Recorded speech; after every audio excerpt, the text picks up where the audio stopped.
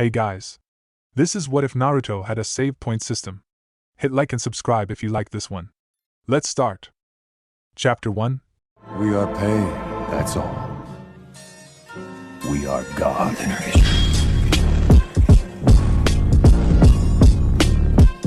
Death and discovery. When Naruto was 12, he died. Or so he thought. It happened in the Forest of Death, 3 days into the Chunin examination's second phase. The snake, impossibly massive, scales like weathered obsidian, eyes burning with predatory instinct, had come from nowhere and everywhere at once. One moment he'd been standing beside Sasuke and Sakura, kunai drawn, heart hammering against his ribs with that familiar cocktail of fear and excitement that always preceded a real fight. The next moment, the world had become teeth and darkness and a pressure around his midsection that made something inside him crack. He didn't even have time to scream. The pain was. There were no words. His mind, usually so loud, so full of thoughts and plans and half-formed jokes, went perfectly silent. He felt his spine compress. Felt his organs shift in ways organs were never meant to shift. Felt something wet and warm flooding his throat, his lungs, drowning him from the inside. Sakura-chan, he thought. Or tried to think. Sasuke. Then nothing. You died. The words hung in absolute darkness, glowing with cold blue light. Naruto stared at them, or tried to stare, except he didn't have eyes anymore, didn't have a body, existed only as a point of consciousness suspended in void. What the hell? The words pulsed once, twice, then dissolved. In their place, new text materialized. Load last save? Yes or no? Naruto had no mouth, but he could still feel the impulse to gape. Save? Load? What? This isn't a game, this is. He stopped. Tried to process it but failed. I'm dead. I actually died. That snake thing crushed me like. The memory hit him with physical force. The sound of his own body breaking. The taste of copper. The way the world had gone gray at the edges before disappearing. No. No. I can't be dead. I haven't become Hokage yet. I haven't. The menu remained, patient and unchanging. Load last save? Yes or no? Naruto's thoughts raced. Save point? When did I make a save point? I didn't. But even as the denial formed, he knew it wasn't true. There had been something, hadn't there? A strange moment 3 days ago, just before they'd entered the Forest of Death. He'd felt an odd compulsion, not unlike the sensation of needing to sneeze, and had followed it without thinking. A mental nudge, a twist of will, and something had clicked into place inside his head. He'd dismissed it as hunger. He'd been too nervous to eat breakfast that morning. So that was a save point? And now I can go back to it? The absurdity of the situation threatened to overwhelm him. He was floating in a void, dead, and the universe was apparently offering him a do-over like this was some kind of video game. Okay, focus. What are my options here? Yes would send him back. To the morning before the Forest of Death. 3 days ago. Before the snake. Before his team had spent 2 days running, hiding, fighting for their lives. Before. Wait. What happens if I pick no? No pulsed gently, as if acknowledging his attention. But no explanation materialized. Just the two options, hanging in the void like patient judges. If I pick no, do I just stay dead? Move on to whatever comes next? The thought was terrifying. Not because Naruto feared death, or rather, not only because of that, but because there were still so many things he hadn't done. He'd promised Iruka-sensei he'd become Hokage. He'd promised himself he'd make the whole village acknowledge him. He'd. Sakura-chan. Sasuke. I left them alone with that thing. The memory of Sasuke's face, pale with terror, flickered through his consciousness. Sakura's scream, high and breaking. They were probably still in that forest. Still facing whatever monster had just killed him. Without hesitation, Naruto focused on yes. The void moved. Remember, the second phase will last exactly 5 days. Each team must obtain both a heaven and an earth scroll before. Naruto gasped. The sound was sharp enough to draw stares from the genin standing closest to him, but he barely noticed. He was too busy cataloging sensations, the feel of solid ground beneath his sandals, the morning sun warm against his shoulders, the distant sounds of the village beyond the forest's edge. His hands flew to his midsection, pressing against intact muscle and bone. No pain. No crushed organs flooding his chest cavity with blood. I'm alive. Naruto? Sakura's voice came from his left, layered with irritation. What's wrong with you now? He turned to look at her. Pink hair, green eyes, the red dress she always wore. Whole and healthy and completely alive, without even the scratches and dirt that 3 days in the forest of death would soon coat her in. Naruto? Her irritation was giving way to confusion. You're being even weirder than usual. His voice cracked. He swallowed, tried again. Sorry, Sakura-chan. Just got a little dizzy for a second. She made a disgusted noise and turned back toward Anko Mitarashi, who was still explaining the exam rules at the front of the crowd. But Sasuke, standing on Naruto's other side, didn't look away so quickly. His dark eyes narrowed, studying Naruto with that particular intensity that always made Naruto feel like he was being dissected. You're pale, Sasuke said quietly. Not concerned, not exactly. Sasuke didn't do concerned, at least not in any way normal people would recognize, but alert. What happened? I died, Naruto didn't say. I got eaten by a giant snake and felt my body break apart around me, and then I was in some kind of void, and the universe apparently has a save function. Nothing, he said instead. I told you, just got dizzy. Sasuke's eyes narrowed further, but whatever he might have said was interrupted by Anko raising her voice, demanding attention. Naruto tried to focus on her explanation. He'd heard it before, or would hear it again, or however temporal mechanics worked when you were apparently living inside a video game, but the words kept sliding off his consciousness like water off oiled leather. His mind was too full of questions. How do I have save points? Where did they come from? Is this some kind of jutsu? A Kekkei Genkai I didn't know about. He thought about the Kyuubi, sealed inside him since the day he was born. Could the fox be responsible? Some kind of bizarre failsafe built into the seal, triggered by mortal danger? No. The seal is supposed to keep the Kyuubi contained, not whatever this is. But he couldn't think of any other explanation. His parents were dead, had been dead since the day of his birth, and no one had ever told him anything about his family's history. For all he knew, they could have been from some obscure clan with strange abilities passed down through blood. Focus, he told himself. You can figure out the why later. Right now, the important thing is that it exists. He had a save point. He could die and come back. He'd already done it once. And I know what's waiting for us in that forest. The snake, and the person controlling it. He hadn't gotten a good look at their attacker, but he remembered the overwhelming pressure of their killing intent, the casual contempt in their movements. Whoever it was, they'd been playing with Team 7 the way a cat plays with mice. We're not ready for that. We weren't even close to ready. Anko was finishing her speech, directing teams toward the numbered gates around the forest's perimeter. Naruto watched his fellow genin begin to disperse, their faces ranging from nervous to confident to carefully blank. Let's go. Sasuke was already moving, heading toward Gate 12 with the long strides of someone who'd memorized their assignment. The sooner we get in, the sooner we can secure our scroll. Sakura fell into step behind him, her expression cycling between determination and worry. Naruto followed more slowly, his mind still churning.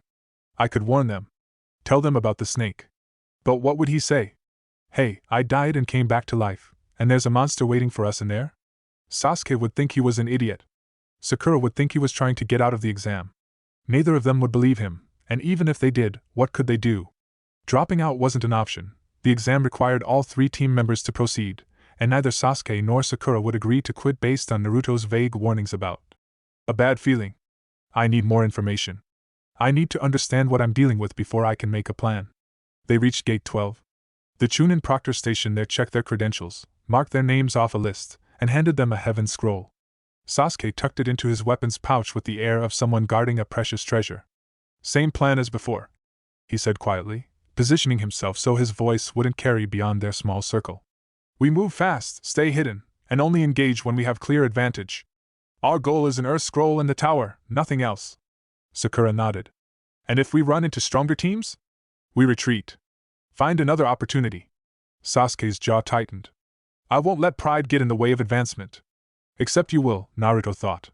When that snake shows up and offers you power, you won't be able to resist. You'll stand your ground even when you should run, because running means admitting you're not strong enough, and you can't accept that. The realization felt strange, almost like it belonged to someone older, someone who'd had time to sit with the knowledge and turn it over until its edges were smooth. Naruto shook his head slightly, trying to dislodge the sensation. 3 days. I have 3 days before that monster finds us. Naruto. Sasuke's voice was sharp. Are you listening? Yeah? Naruto forced a grin onto his face, the same brash expression he'd worn 1,000 times before. Fast, hidden, clear advantage. I got it. Sasuke held his gaze for a long moment, then turned away. Good. Because if you get us killed with one of your stupid stunts, He didn't finish the threat. He didn't need to. The gate before them swung open. Beyond it lay the forest of death, ancient trees rising like pillars to hold up a canopy that blocked most of the morning light. The air that wafted out was thick and moist, carrying scents of decay and growth in equal measure. "Move!" Sasuke ordered. They moved. The first day passed much as it had before. Team 7 traveled through the forest's middle canopy, staying off the ground where the largest predators hunted and avoiding the treetops where they'd be visible against the sky. Sasuke led, his Sharingan, not yet activated, still dormant behind dark irises, apparently unnecessary when his natural instincts were already so sharp. Sakura followed, her chakra control allowing her to move across branches with minimal noise. Naruto brought up the rear, his awareness split between their surroundings and the churning chaos of his own thoughts. I need to make another save point. The compulsion that had guided him before, that strange mental itch, was gone. But now that he knew what to look for, he could feel something else, a presence in his mind, lurking just beneath conscious thought, like a word on the tip of his tongue that refused to materialize. The system. Whatever's giving me this power. He tried reaching for it deliberately, the way he reached for chakra when preparing a jutsu. At first, nothing happened. The presence remained stubbornly passive, refusing to acknowledge his mental prodding. Then, between one branch and the next, text flickered across his vision. Save point system status. Current save, Forest of Death Gate entrance. Saves available, 1. Saves used, 1. Naruto nearly missed his landing. He compensated at the last second, chakra flaring in his feet to grip the bark, and waved off Sakura's questioning look with a muttered, "I'm fine." Status? There's a status screen? He focused on the presence again, trying to will more information into existence. The text remained unchanging. 1 save available. Does that mean I can only have one at a time? Or do I get more later? No answer came. The system, if that's what it was, apparently didn't believe in tutorials. Great. Perfect. I'm stuck with a weird power I don't understand and no manual. He shelved his frustration and focused on the immediate problem. Should he make a new save point now, or wait? The gate entrance save was 3 days old, or would be, eventually. If he saved now, he'd have a more recent point to return to. But he'd also lose his earlier save, which meant if something went wrong in the next few hours, he'd be stuck further into the forest with no way to reset to the beginning. But if I keep the early save, I have to relive the same 3 days every time I die. That's a lot of time. The thought was exhausting. He'd already lived through 1 day of constant movement and vigilance, and he'd have to do it again, possibly multiple times, unless he updated his save. No. Not yet. I need the gate save as a backup. If I screw up badly enough that we can't complete the exam, I can reset and try a completely different approach. It was a conservative choice, maybe too conservative. But Naruto had learned something from his death that no amount of training or lectures could have taught him. He wasn't invincible. All his bravado, all his confidence, all his refusal to acknowledge limitations, none of it meant anything when he was crushed inside a snake's jaws, dying alone in the dark. I need to be smart. I need to think. The realization felt strange in his head, like wearing clothes that didn't quite fit. Naruto had never been the thinking member of Team 7. That was Sasuke's job, or Sakura's. He was the one who charged ahead, trusted his instincts, and somehow emerged victorious through a combination of stubbornness and luck. But luck ran out. I died. And Sasuke and Sakura might have died too, after I was gone. The thought made his stomach clench. He hadn't considered that, in the aftermath of his resurrection. He'd been so focused on his own miraculous survival that he hadn't stopped to wonder what had happened to his teammates after the snake swallowed him. They might be dead. In that timeline, they might be dead. But there was no way to know.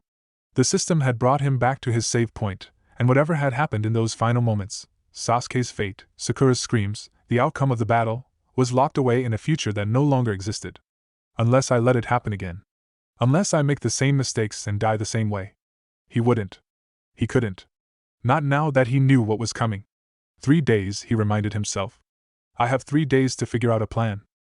They made camp that evening in a hollow formed by the roots of an ancient tree, the kind of natural shelter that the Forest of Death's more experienced travelers sought out instinctively. Sasuke took first watch, his back against the trunk, eyes scanning the darkness that pressed in from all sides. Sakura curled up in her sleeping bag, exhaustion pulling her under within minutes. Naruto lay between them, staring at the patches of sky visible through the canopy overhead, sleep the furthest thing from his mind. I could tell them now. While it's quiet. But the same arguments that had stopped him before still applied. They wouldn't believe him. They'd think he was lying or crazy or both. And even if they did believe him, what could they do? Against the thing that had killed him, against that casual, overwhelming power, what chance did 3 genin have? We could run. Leave the forest. Fail the exam. The thought was tempting. But Naruto knew his teammates well enough to know they'd never agree. Sasuke had something to prove, always had something to prove, and nothing short of certain death would make him back down from a challenge. Sakura would follow Sasuke's lead, her devotion unwavering even in the face of danger. Which leaves me. He could sabotage them. Find some way to get them disqualified before the snake found them. It would destroy their chances at promotion, probably end his friendships with both of them, but at least they'd be alive. No. That's stupid. Even if I did that, they'd just enter the next exam. And if whatever killed me is targeting Sasuke specifically? The memory surfaced unbidden, the snake summoner's voice, hissing with anticipation, talking about Sasuke like he was a prize to be claimed. Naruto hadn't understood the words at the time, had been too busy fighting, too busy dying, but in the quiet aftermath of resurrection, the pieces were starting to come together. They weren't after our scroll. They weren't after me or Sakura. They wanted Sasuke. Which meant running wouldn't help. Failing the exam wouldn't help. Whoever that monster was, they'd already marked Sasuke as a target, and they'd keep coming until they got what they wanted. So we have to fight. Or at least survive long enough for someone stronger to notice what's happening. It wasn't a good plan. It wasn't even really a plan, just a vague intention wrapped in desperate hope. But it was all Naruto had. 3 days, he thought again. I need to get stronger. Strong enough to make a difference. The question was how. Chapter 2, Variables and Constants. The second day brought rain. It started shortly after dawn, a light mist that thickened into a steady downpour over the course of an hour. The forest's canopy provided some protection, but water still found its way through gaps in the leaves, turning the branches slick and treacherous. Travel slowed to a crawl as Team 7 picked their way through the wet, dangerous terrain. This is bad, Sakura said, her voice barely audible over the rain's constant drumming. Her hair was plastered to her skin, and her dress, never particularly practical to begin with, clung to her frame in a way that would have distracted Naruto under other circumstances. Now, he barely noticed. If we can't move quickly, we're sitting ducks for any team that knows this forest better than we do. We keep moving. Sasuke's tone brooked no argument. The rain affects everyone equally. The teams who take shelter are the ones who lose. But the snake doesn't care about rain, Naruto thought. The snake doesn't care about anything except finding Sasuke. He'd spent the night constructing and discarding plans, each more desperate than the last. Challenge the snake summoner directly, and try to hold them off while his teammates escaped. Lead the attacker away from Sasuke through some kind of distraction. Find the proctors and report that something was wrong. None of them worked. The snake summoner was too strong and fast. And the proctors, assuming they could even be found in this massive forest, might not arrive in time to make a difference. I need more power. And I only have 2 days left. The shadow clone technique flickered through his memory. He'd learned it from the Forbidden Scroll, the night Mizuki had tricked him into stealing it. The technique let him create solid copies of himself, not the illusory ones taught at the academy, that could think and act and fight independently. Could I use it to train? Create a bunch of clones and have them all practice at once? The idea was intriguing, but he wasn't sure if it would work. Normal clones dispersed the moment they took significant damage, returning their memories to the original. Could that memory transfer include physical improvements? Muscle memory? Combat experience? Only one way to find out. Sasuke. The name came out rougher than he intended. I need a few minutes. The Uchiha paused on a branch ahead, looking back with undisguised irritation. For what? Nature calls. Naruto shrugged, affecting embarrassment. I've been holding it for hours. If I don't go now. Fine. Sasuke cut him off with a disgusted wave. Make it quick. And don't go far. Naruto dropped from the branch, landing in a crouch on the forest floor. The ground here was soft, muddy, churned by rain and the passage of countless creatures. He moved away from his team's position, putting 3 trees between himself and their line of sight, then stopped. Okay. Let's see if this works. He formed the familiar cross-shaped seal, focusing his chakra. Shadow Clone Jutsu. 20 copies of himself burst into existence, filling the small clearing with orange and blonde. They looked at him, at each other, with expressions ranging from confusion to anticipation. Listen up, Naruto said quietly. We're going to try something. I want half of you to practice tree climbing. Not just walking up trunks, I want you running, jumping, fighting on vertical surfaces. Get comfortable with it. 10 clones nodded and dispersed into the trees, their movements immediately more confident than his own. Interesting. The clones apparently inherited his knowledge of the technique, even if his body hadn't fully mastered it. The rest of you. He turned to the remaining 10. Taijutsu. Pair up and spar. Don't dispel each other unless you have to. I want you working on technique, not just hitting hard. The clones exchanged glances, then split into pairs and began circling each other. Their stances were imperfect, mirrors of his own imperfect stances, but they moved with genuine intent, testing distances and timing. Now for the real test. Naruto closed his eyes and waited. 5 minutes passed. The rain continued to fall, pattering against leaves and branches, masking the sounds of his clone's quiet training. In the distance, he could hear the occasional thump of a body against bark as one of the tree-climbing clones lost their grip. Then, without warning, information flooded his mind.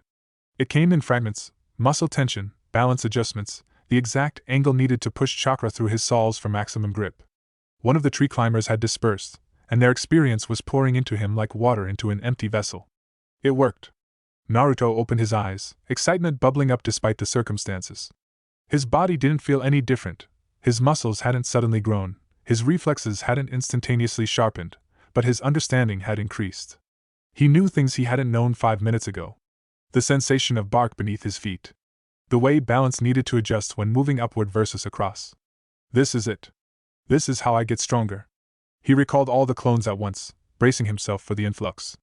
It hit like a wave, disorienting, almost painful, too much sensation crowding into a brain not designed to process parallel experiences.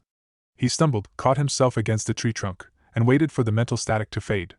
When it did, he was different. Not exponentially stronger, but different. The tree climbing technique that had taken him hours to master at the academy now felt as natural as walking. The taijutsu combinations his clones had drilled, basic academy forms, nothing fancy, moved through his muscle memory with newfound fluidity. If I'd had more time. If I'd started this days ago. But he hadn't.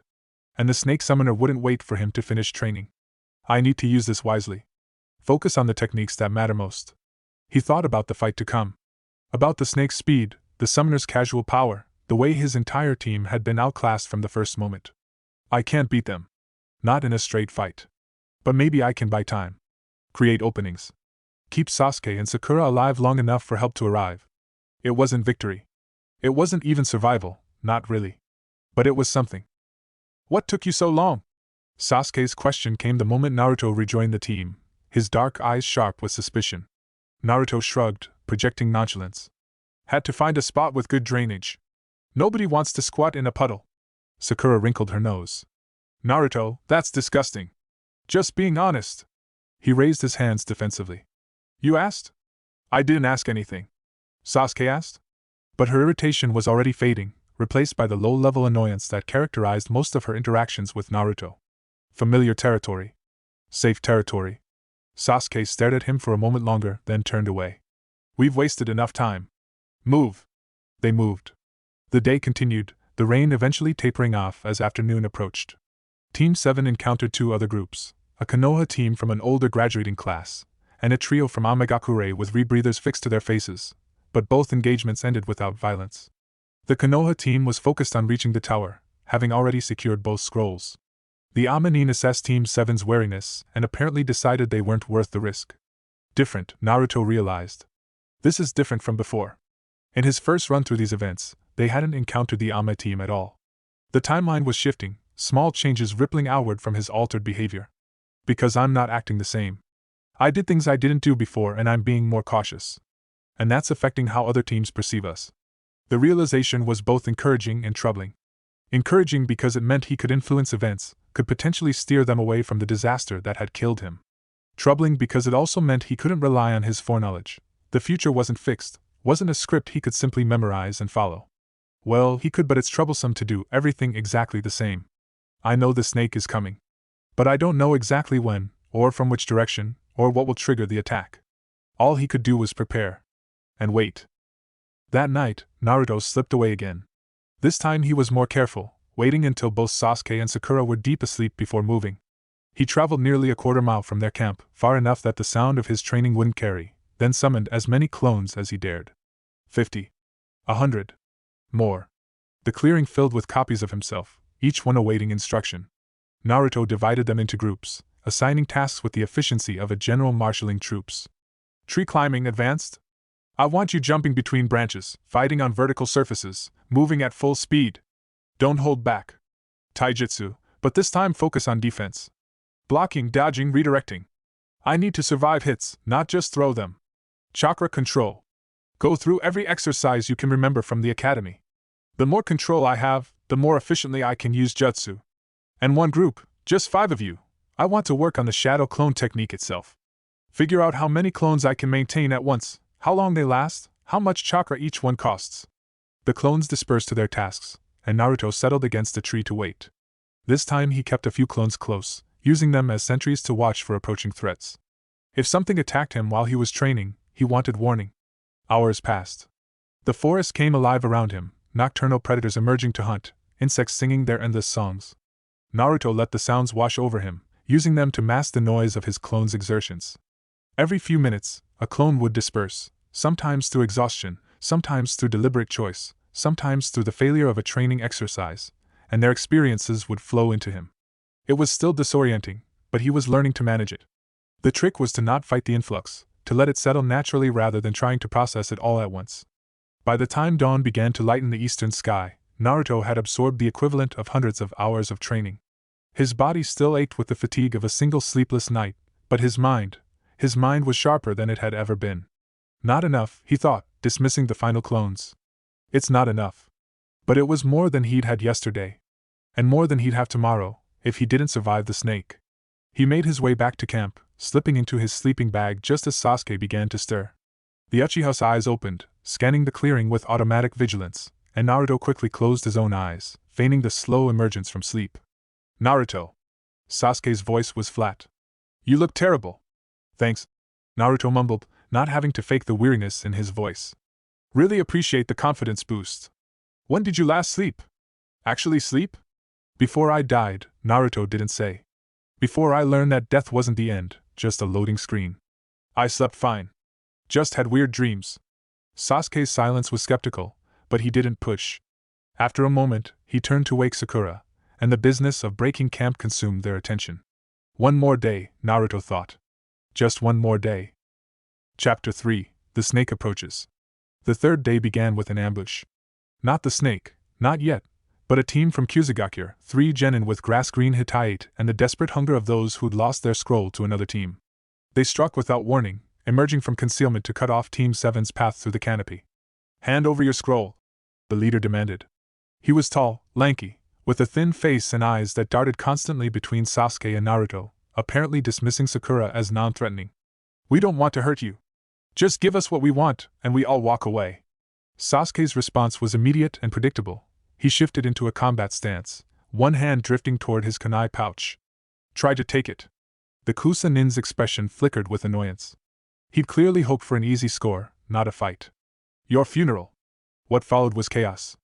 The Kusa team was more experienced than Team 7, their coordination born of years working together. They moved in tandem, 2 engaging Sasuke and Sakura while the third, a kunoichi with striking green hair, went for Naruto. But Naruto wasn't the same genin he'd been 3 days ago. His training flooded through him as he moved, body responding to the kunoichi's attacks with a fluidity that surprised them both. He blocked, dodged, redirected, the defensive techniques his clones had drilled into him through endless repetition, and when an opening appeared, he exploited it without hesitation. His palm struck her solar plexus, driving the air from her lungs. A sweep took her legs. Before she could recover, he was on top of her, kunai pressed against her throat. Call them off, he said quietly. Now. Her eyes went wide. The 2 remaining Kusanin, locked in combat with Sasuke and Sakura, hadn't noticed their teammates' defeat. Another few seconds and Kenta! Ruh! Stop! The command cut through the sounds of battle like a blade. The tall leader, Kenta, apparently, broke off from Sasuke, his gaze finding his downed comrade and the kunai at her throat. Lower your weapons, Naruto continued. Walk away. We keep our scroll, you keep your lives. Fair trade. Kenta's jaw worked, fury and helplessness warring across his features. For a long moment, Naruto thought he'd attack anyway, thought he'd have to actually slit the kunoichi's throat to make his point. Then Kenta's shoulders slumped. Fine. The word came out like ground glass. Rui, let's go. The other Kusanin, a stocky boy with a face full of angry resignation, lowered his kunai and moved to his leader's side. Naruto waited until they were both clear, then slowly rose, releasing the kunoichi. She scrambled to her feet, face burning with humiliation, and retreated to her teammates without looking back. Team 7 watched them go, silence stretching until the forest swallowed them completely. Then Sasuke turned to Naruto with an expression he'd never seen before. It wasn't quite respect, Sasuke didn't hand that out easily, but it was something adjacent. Acknowledgement, maybe? Recognition. That was good, Sasuke said slowly. The way you moved. The way you took her down. His eyes narrowed. When did you learn to fight like that? 3 days of clone training compressed into 2 nights, Naruto didn't say. And a power I don't understand. Practice, he said instead. Lots of practice. Sasuke didn't look convinced, but Sakura was already approaching, her face bright with something that might have been amazement. Naruto, you were actually. She caught herself, seeming almost embarrassed by her own reaction. I mean, you weren't completely useless for once. It was the closest thing to a compliment she'd ever given him. Naruto found, to his surprise, that it didn't light up his chest the way it would have before. The old Naruto, the one who died in a snake's jaws, would have preened, would have used the moment to try impressing her further. This Naruto just nodded. Thanks, Sakura-chan. We should keep moving. That fight might have attracted attention. And not just from other genin. The thought chilled him. They were close now, close to the area where the snake had found them the first time. Every rustle of leaves, every shadow that moved wrong, set his nerves screaming. It's coming. The snake is coming. And I still don't know if I can stop it. They stopped to rest near midday, finding another hollow among ancient roots where they could catch their breath and assess their situation. Their heaven scroll was still secure, and they hadn't encountered any teams with an earth scroll who seemed beatable. We're running out of time, Sakura said, worry evident in her voice. If we don't find an earth scroll soon, we will. Sasuke's confidence was unshakable, as always. There are slower teams out there. Teams who've been hiding instead of hunting. We'll find one. Naruto barely heard them. His attention was fixed on the forest, on the feeling of wrongness that had been building since morning. Something was out there. Something was watching them. Not yet. Please, not yet. He needed more time. More training. More. The forest went silent. The constant background noise of insects, birds, small creatures, all of it vanished in an instant, leaving an absence so profound it pressed against Naruto's ears like water pressure. Something's coming, he said. Sasuke and Sakura both went tense, hands moving to weapons. But they didn't understand. They couldn't feel what Naruto felt, the overwhelming presence approaching, the sense of being noticed by something vast and terrible. It's here. The snake emerged from the canopy without warning, mouth gaping, fangs gleaming, body thicker than Naruto was tall. It moved with impossible speed, covering the distance between the trees and their hiding spot in a heartbeat. Heading straight for Sasuke. Naruto didn't think. His body moved on its own, clone training taking over, and he slammed into Sasuke from the side, driving them both out of the snake's path. They hit the ground rolling, Sasuke cursing, the snake's body passing through the space where the Uchiha had just been standing. What the hell? Sasuke started. Run! Naruto screamed, grabbing Sasuke's arm and hauling him upright. Both of you, run! For a miracle, they listened. Sakura was already moving, terror lending speed to her limbs. Sasuke followed, dragging Naruto along, and they fled into the forest as the snake's hiss of frustration echoed behind them. They ran. Through branches and vines in the tangled understory of the forest of death, with the sounds of pursuit crashing behind them. The snake was huge, too huge to move easily through dense forest, but it was persistent, forcing through obstacles that would have stopped anything smaller. Split up! Sasuke shouted. It can't chase all of us. No! Naruto's response was instant, visceral. Stay together. Trust me. Because you're the target, he didn't add. They burst into a clearing, the clearing, Naruto realized with horror, the same one where he'd died, and the snake erupted from the trees behind them, no longer hindered by the forest's density. And riding atop the snake's head was a figure. They looked like a Kusanine. The same Hittite, the same general build as the genin they'd faced that morning. But everything else was wrong. The way they moved. The way they smiled. The killing intent that rolled off them in waves, freezing Naruto's muscles and filling his lungs with ice. My, the figure said, their voice high and cold and amused.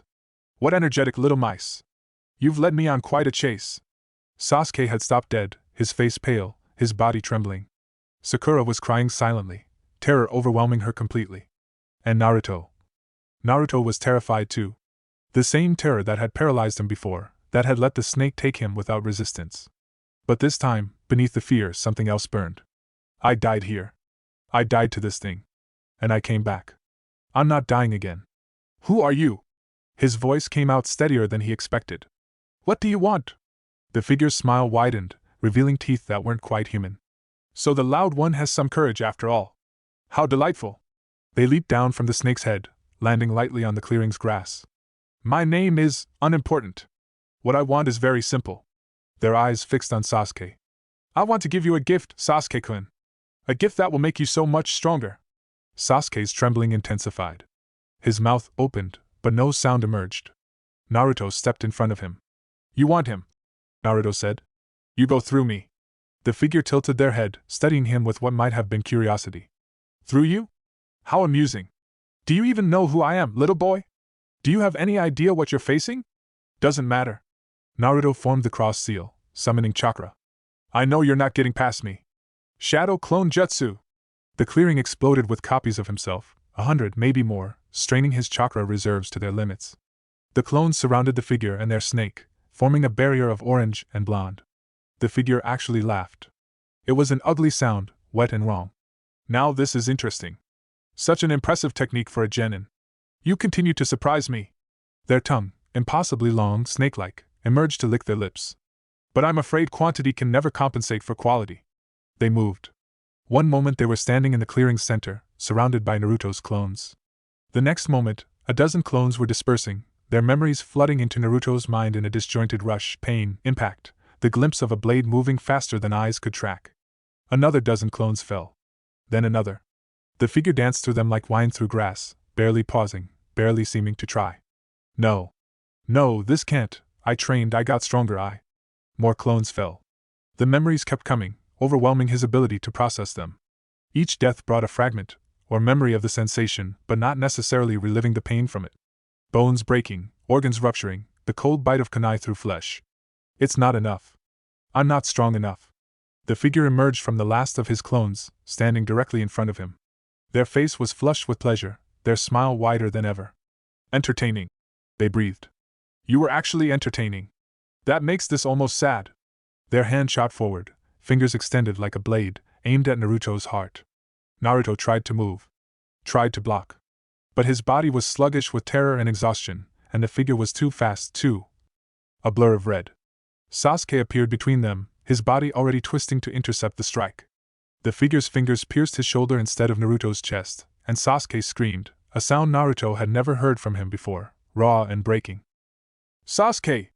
The figure withdrew their hand, studying the blood on their fingers with an expression of patient amusement. Such loyalty. Such willingness to sacrifice. You truly are Itachi's little brother. Sasuke was on the ground, clutching his shoulder, his face a mask of agony. But even through the pain, something else showed in his eyes at the mention of that name. Hatred. You know Itachi? Sasuke gasped. You know where he is. Tell me. All in good time, Sasuke-kun. The figure knelt beside him, their movements almost gentle. For now, I have a gift for you. Something to help you grow. Something to make you worthy of facing your brother. Their heads snaked forward impossibly fast, and they bit Sasuke's neck. Sasuke screamed again, louder this time, a sound that would echo in Naruto's nightmares for years to come. Black marks began spreading from the bite wound, crawling across his skin like living things. Stop! Naruto lunged forward, kunai in hand, but the figure merely batted him aside like an insect. He hit a tree hard enough to crack the bark, sliding to the ground with stars exploding across his vision. Sakura-chan. He managed to croak. Get Sasuke, run! But Sakura was paralyzed, her eyes wide and blank, her body refusing to obey her commands. The killing intent was too strong and too overwhelming. She couldn't move any more than Naruto could. The figure rose from Sasuke's convulsing form, watching the black marks spread with evident satisfaction. Beautiful, they murmured. The curse seal takes him wonderfully. He'll survive, I think. And when he wakes, he'll hunger for power in a way he's never hungered before. They glanced at Naruto, still sprawled against the tree. As for you, little nuisance, I suppose you've earned a quick death. Consider it a reward for your entertainment. They moved toward him, hand raised for the killing blow. No. Not again. I can't. The system pulsed in his mind. Save point created.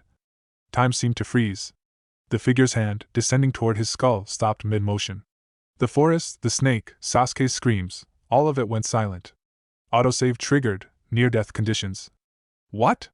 Save point, forest of death clearing. Saves available, 2. 2 saves? I have 2 now. But there was no time to process the revelation.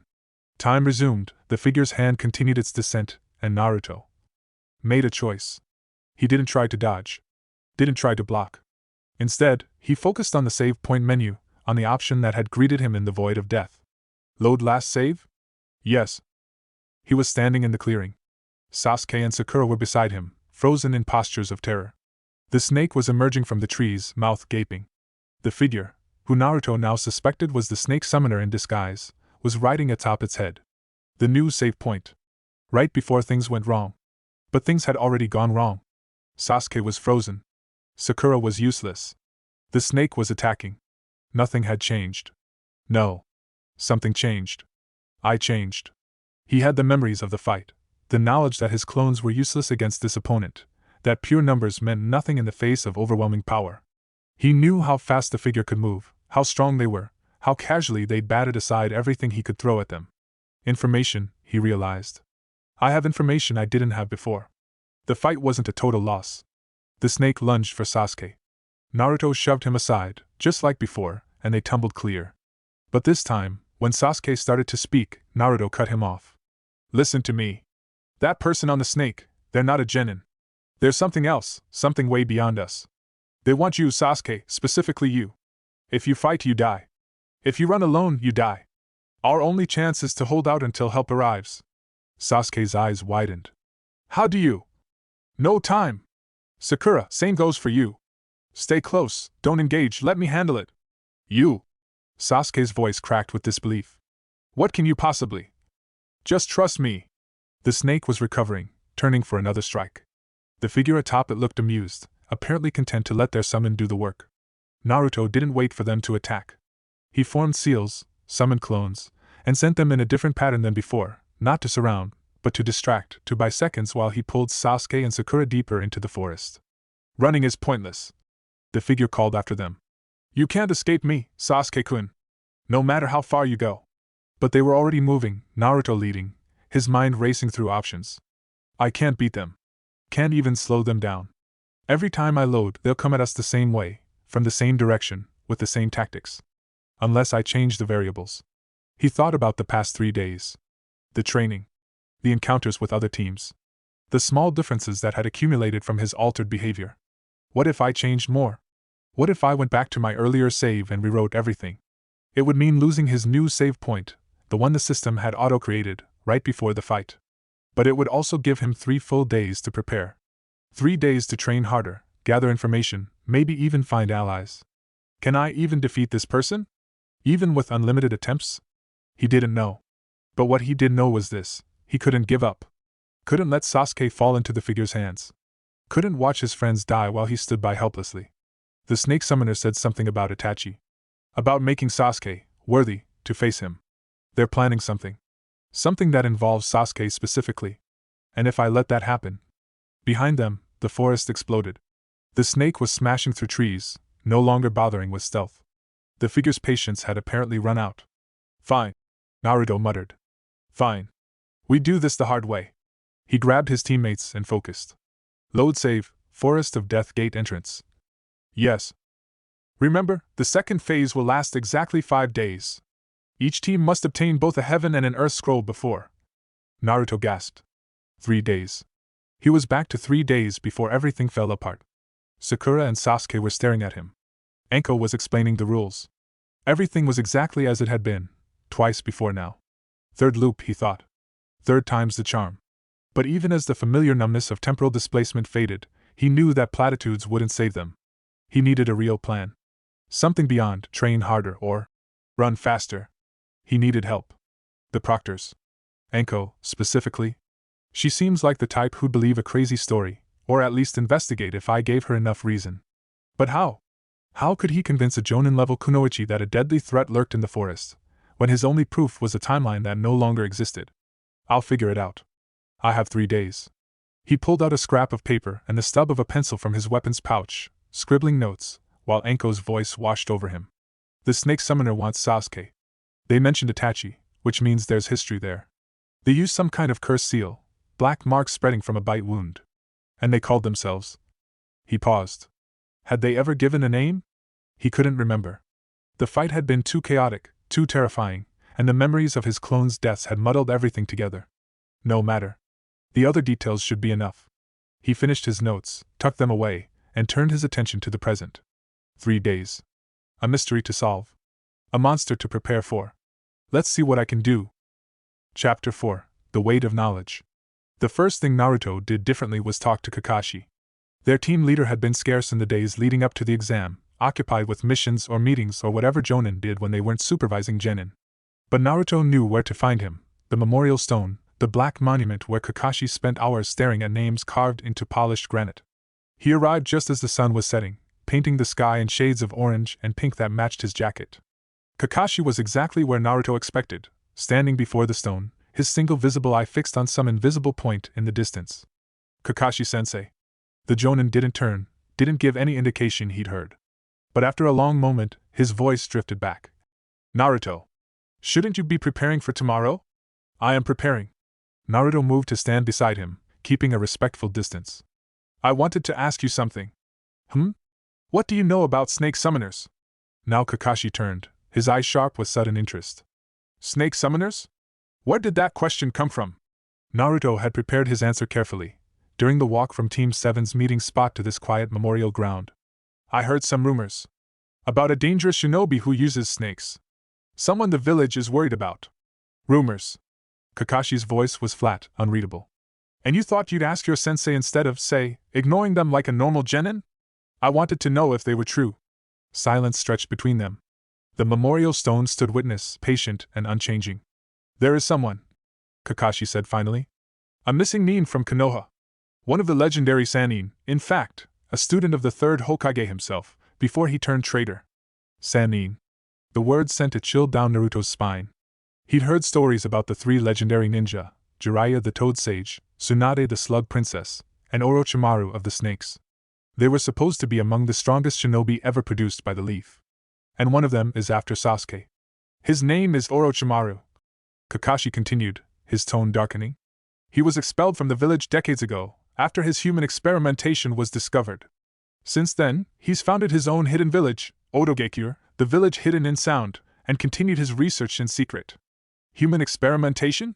Among other things. Kakashi's eye met Naruto's. Why are you asking about this, really? The truth this time. Naruto held his gaze. The temptation to confess everything, the save points, the deaths, the knowledge of what was coming, was overwhelming. But how could he explain without sounding insane? I can't tell him the truth. But maybe I can give him enough to work with. I have a bad feeling about tomorrow, Naruto said slowly. About the forest of death. I think something's going to happen, something worse than what the proctors expect. Kakashi studied him for a long moment. His expression was impossible to read behind his mask. A bad feeling, he repeated. Yeah. And this bad feeling, does it have anything to do with snake summons? Naruto nodded. More silence. Then Kakashi sighed, his shoulders relaxing slightly from the tension they'd held throughout the conversation. You're not wrong to be cautious. The Forest of Death earned its name for a reason, and not just from the wildlife. But Naruto. He paused, seeming to choose his words carefully. If something does happen, something beyond what you and your team can handle, the proctors will intervene. That's their job. The exam is dangerous, but it's not meant to be lethal. Unless the threat is Orochimaru, Naruto thought. Unless the threat is something no proctor is prepared for. But he couldn't say that without revealing how he knew. Okay, he said instead. I understand. Kakashi nodded, apparently satisfied. Good. Now go get some rest. You'll need your strength tomorrow. Naruto turned to leave, then paused. Kakashi-sensei, if you hear anything, about Orochimaru, about snakes in the Forest of Death, will you check on us? Even if it sounds impossible? The question hung in the evening air. Kakashi's eye widened slightly, surprise flickering across his features before smoothing into something warmer. I will, he said. I promise.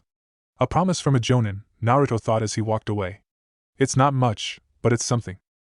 The next step was harder, talking to Sasuke.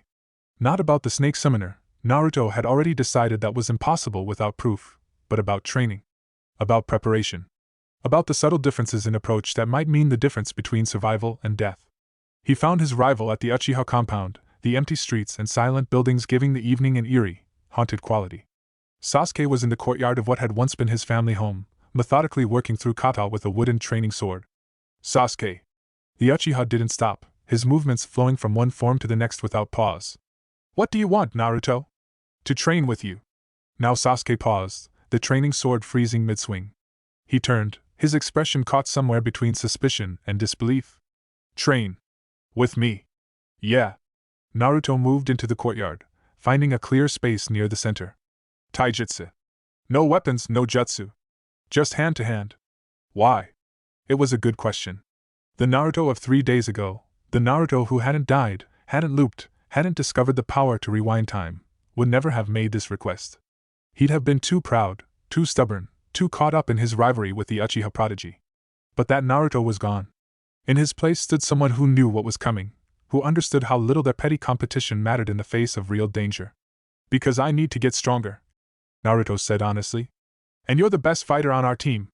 If I can't keep up with you in practice, how am I supposed to help when it matters? Sasuke stared at him for a long moment.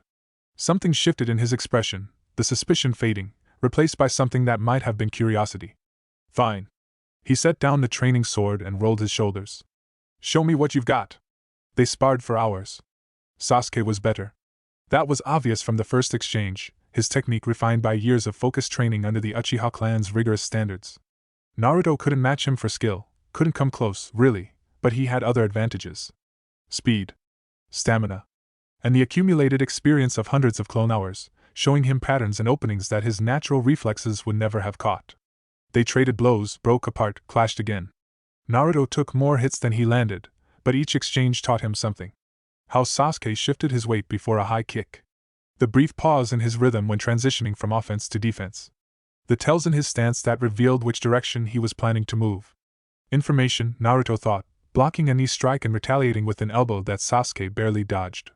This is all information. When they finally stopped, both breathing hard, the moon was high and bright overhead. You're different, Sasuke said. Different how? You're thinking. Sasuke's eyes narrowed. You're analyzing, adapting. That's not the Naruto I know. Because I'm not, Naruto thought. Not anymore. I've been working on it, he said aloud. Figured it was time I started using my brain, not just my gut. Sasuke made a non-committal sound. They stood in silence for a while, the night settling around them like a comfortable blanket.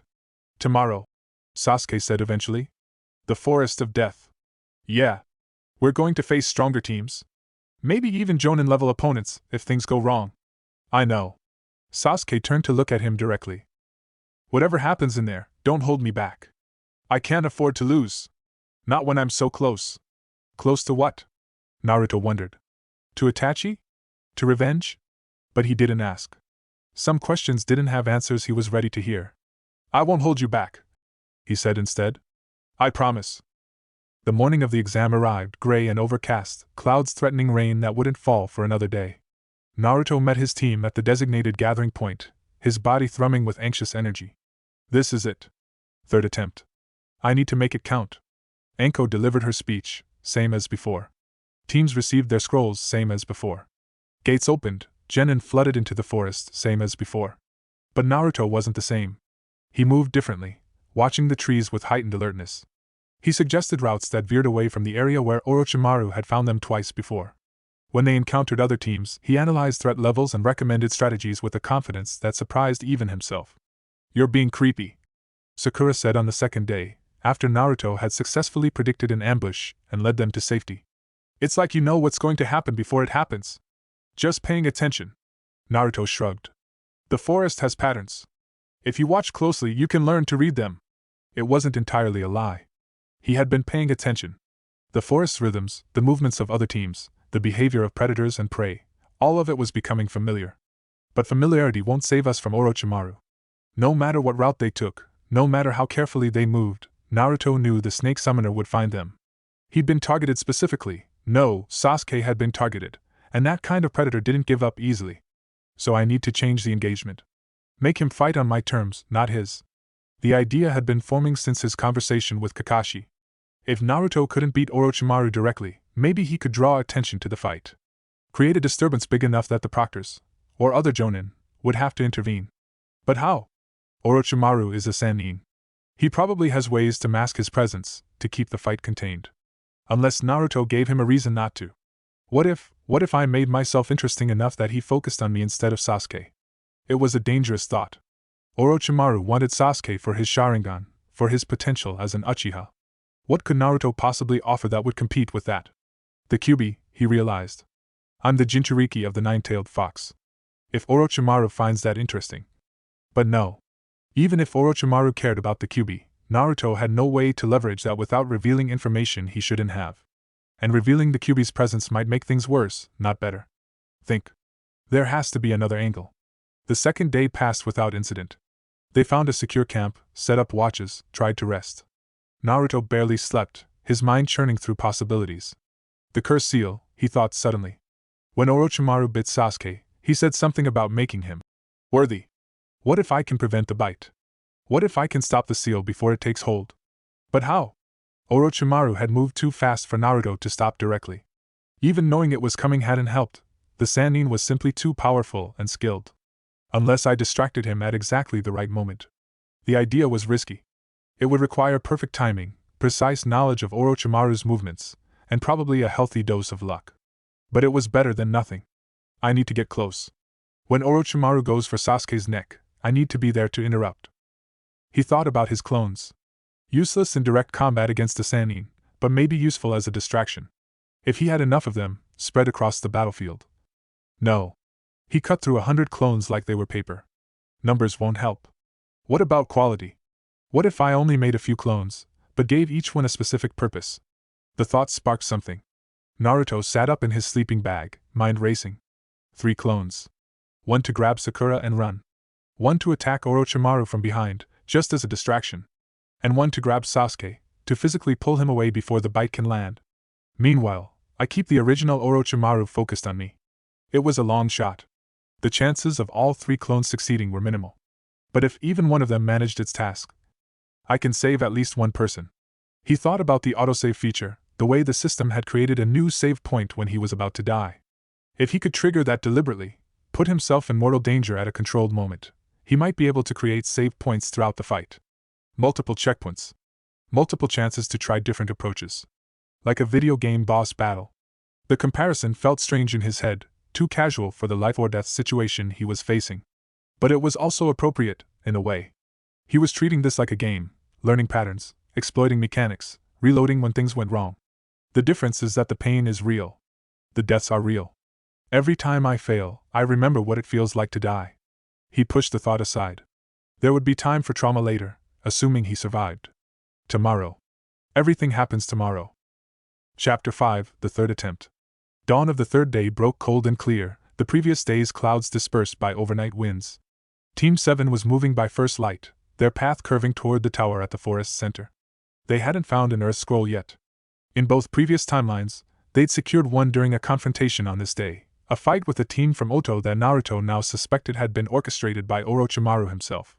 The snake summoner controls Otogekure. The sound team we fought was probably working for him, softening us up before the real attack. If that was true, avoiding the sound team might change the timeline enough to throw off Orochimaru's plans. Or it might not matter at all, the Sannin might find them regardless, driven by whatever twisted interest he had in Sasuke. Either way, I need to be ready. Naruto had spent the early morning drilling his plan into muscle memory. 3 clones, 3 tasks, precise timing? He practiced the hand seals until they felt automatic, rehearsed the mental commands until they were crystalline in his mind. Clone 1, grab Sakura. Run west. Clone 2, attack from behind. Distraction only. Clone 3, tackle Sasuke. Get him away from the bite. Original, keep Orochimaru focused. Don't die until the autosave triggers. It wasn't a good plan. But it was a plan. The attack came at midday. They were crossing a clearing, the clearing, Naruto recognized, the same one from both previous loops, when the forest went silent. The familiar dread settled over him, ice spreading through his veins. Here we go. Something's wrong.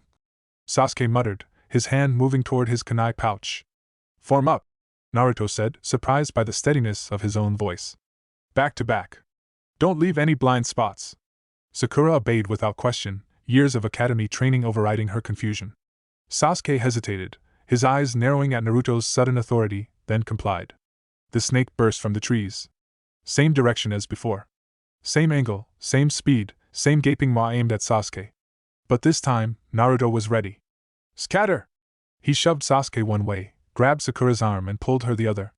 The snake's jaws closed on empty air, its massive body crashing into the space they just occupied.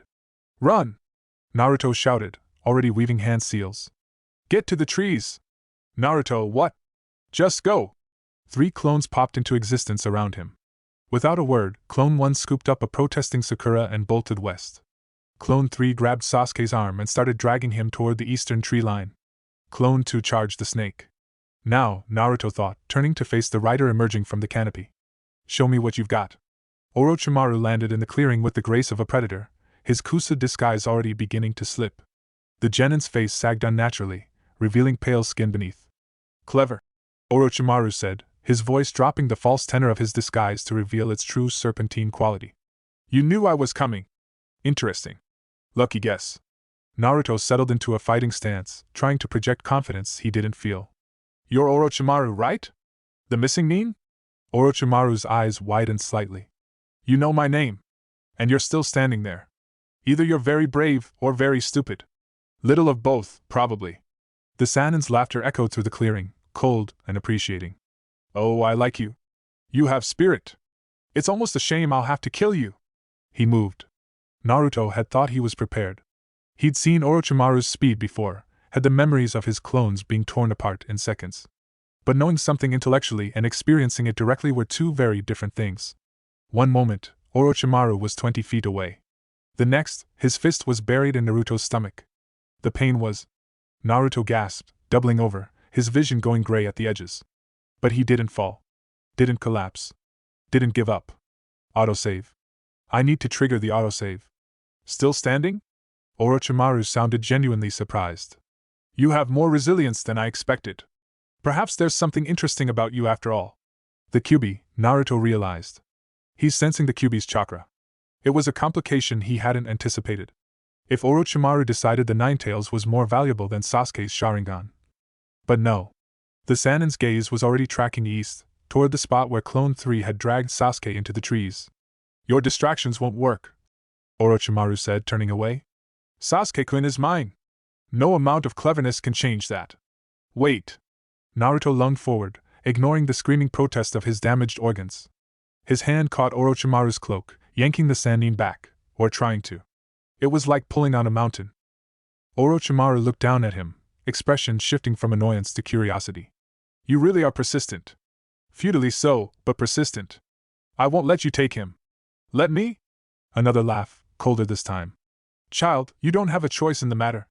But your determination is admirable. Perhaps I'll keep you alive, as an experiment. His hand moved, snake-quick, and something sharp pierced Naruto's shoulder. Not a bite, a needle, thin and almost invisible, sliding between muscles. A sedative, Orochimaru explained, his tone almost casual. You'll sleep now, and when you wake, you'll find your world has changed dramatically. Naruto's limbs went heavy. The edges of his vision darkened, not from pain this time but from an overwhelming drowsiness. No. No, I can't, the autosave. Save point created. Autosave triggered, near-death conditions. The notification flickered across his fading consciousness. He'd done it. The system had registered the threat, created a new checkpoint. Good. Now I have a closer save. Now I can try again. But even as the thought formed, another followed. The sedative wasn't killing him. He wasn't dying, just being incapacitated. Which meant the autosave had triggered not because of mortal danger, but because... near death. The system considers loss of consciousness as near death. Interesting. Darkness claimed him. When Naruto woke, everything was wrong. He was lying on hard ground, his arms bound behind his back, his body aching in a dozen places. The clearing was gone, replaced by some kind of cave, natural rock walls curving overhead, dim light filtering in from somewhere ahead. And sitting across from him, watching with those terrible golden eyes, was Orochimaru. Ah, you're awake. The Sannin smiled, showing elongated canines. I was beginning to wonder if I'd overdosed you. Human physiology is so fragile. Naruto tried to speak, found his throat too dry. He swallowed, tried again. Where am I? A temporary shelter. One of my many hideaways scattered throughout Fire Country. Orochimaru leaned forward, studying him with unsettling intensity. I have to admit, I'm curious about you. You knew I was coming. You knew my name. You seemed to understand my intentions towards Sasuke-kun, even though I'd given no indication of them. Damn. He noticed too much. So tell me, little Jinchuriki. Orochimaru's smile widened. What else do you know? He knows about the Kyuubi. Of course he knows. He's a Sannin. He probably helped design the original seal. Naruto met the golden eyes without flinching. I know you're a monster.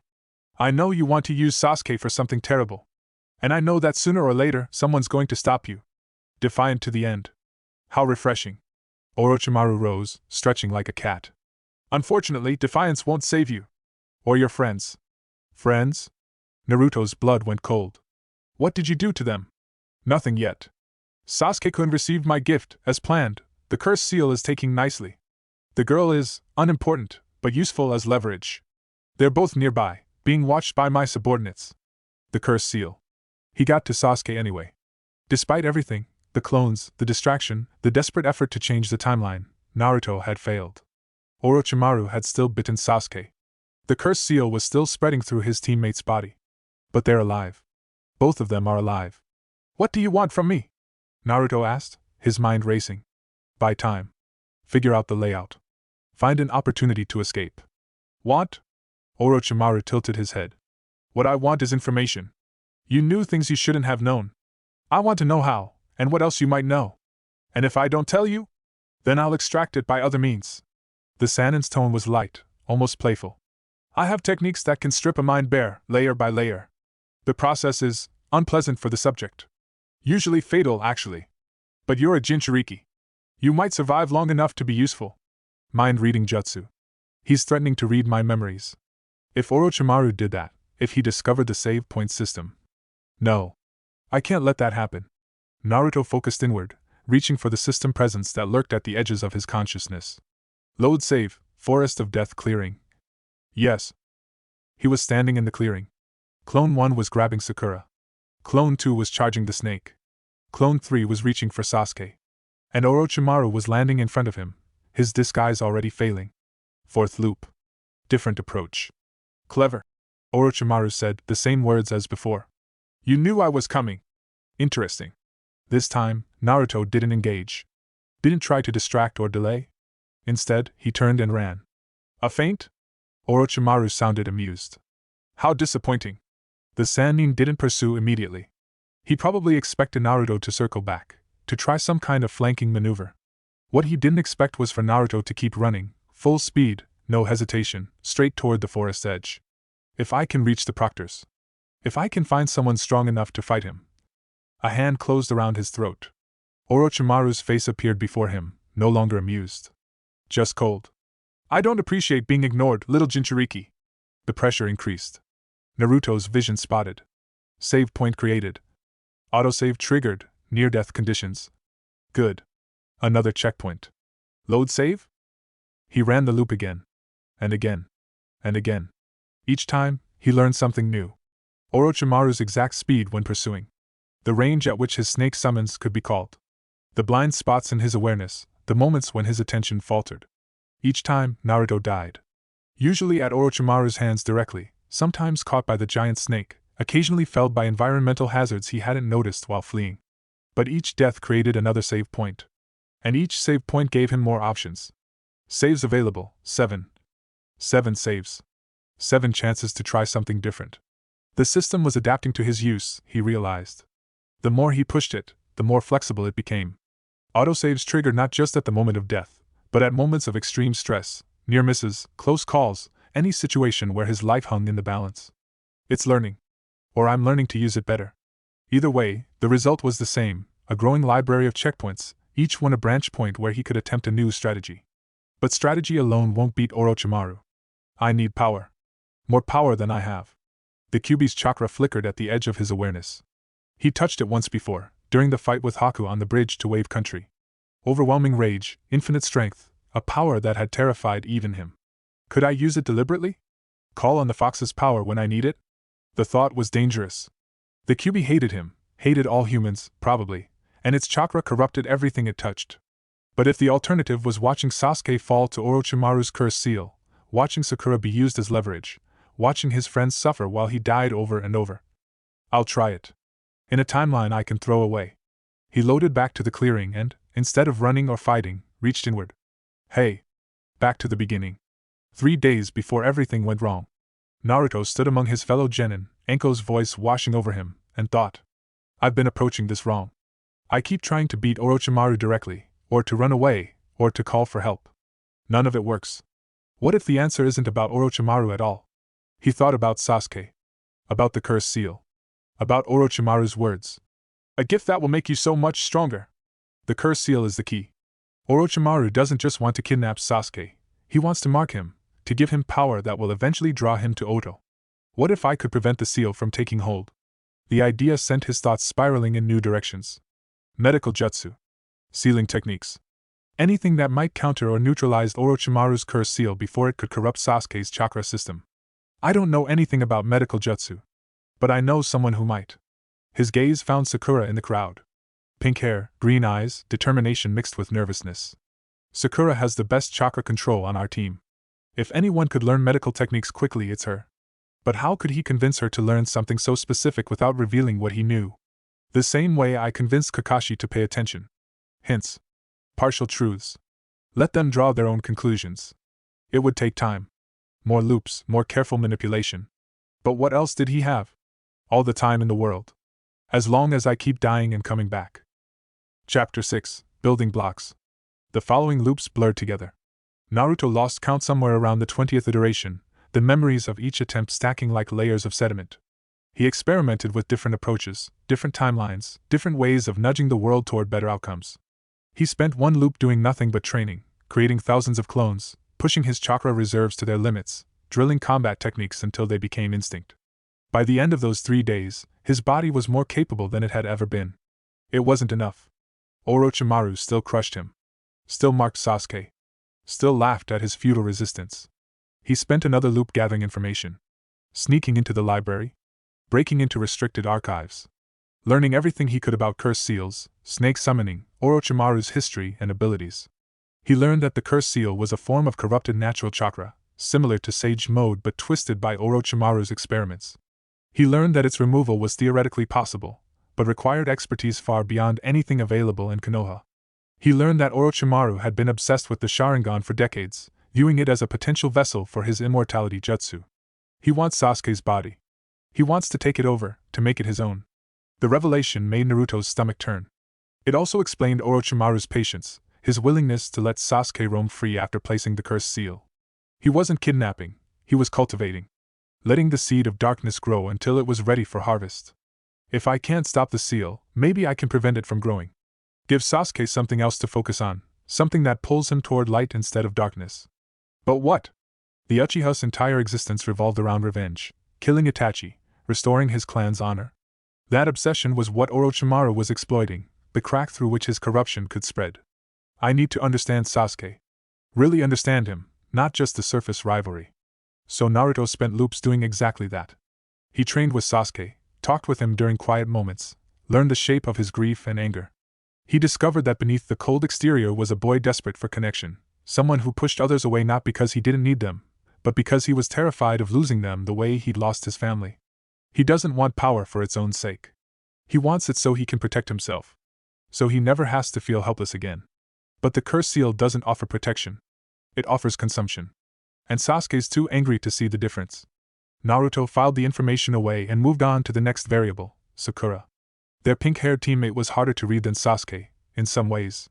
Her surface was all devotion and insecurity, the crush on Sasuke consuming most of her mental bandwidth. But underneath, Naruto discovered reserves of intelligence and determination that surprised him. She's not weak. She's just focused on the wrong things. In one loop, he spent 3 days training exclusively with Sakura, helping her develop the chakra control exercises that would eventually form the foundation of medical jutsu. He praised her successes, analyzed her failures, treated her as a serious shinobi rather than a pretty distraction. By the end, she was looking at him differently. Not with romantic interest, Sasuke still occupied that space in her heart, but with respect. Recognition. The acknowledgement that there was more to Naruto than loud boasts and reckless charges. Good. I can build on that. The loops accumulated. 30 iterations. 50. More. Naruto's mind stretched to accommodate experiences no human psyche was designed to hold. He'd lived through the same 3 days dozens of times, each one slightly different, each one adding another thread to the tapestry of his understanding. He knew the forest of death like the back of his hand now. Every path, every dangerous predator, every hidden shelter.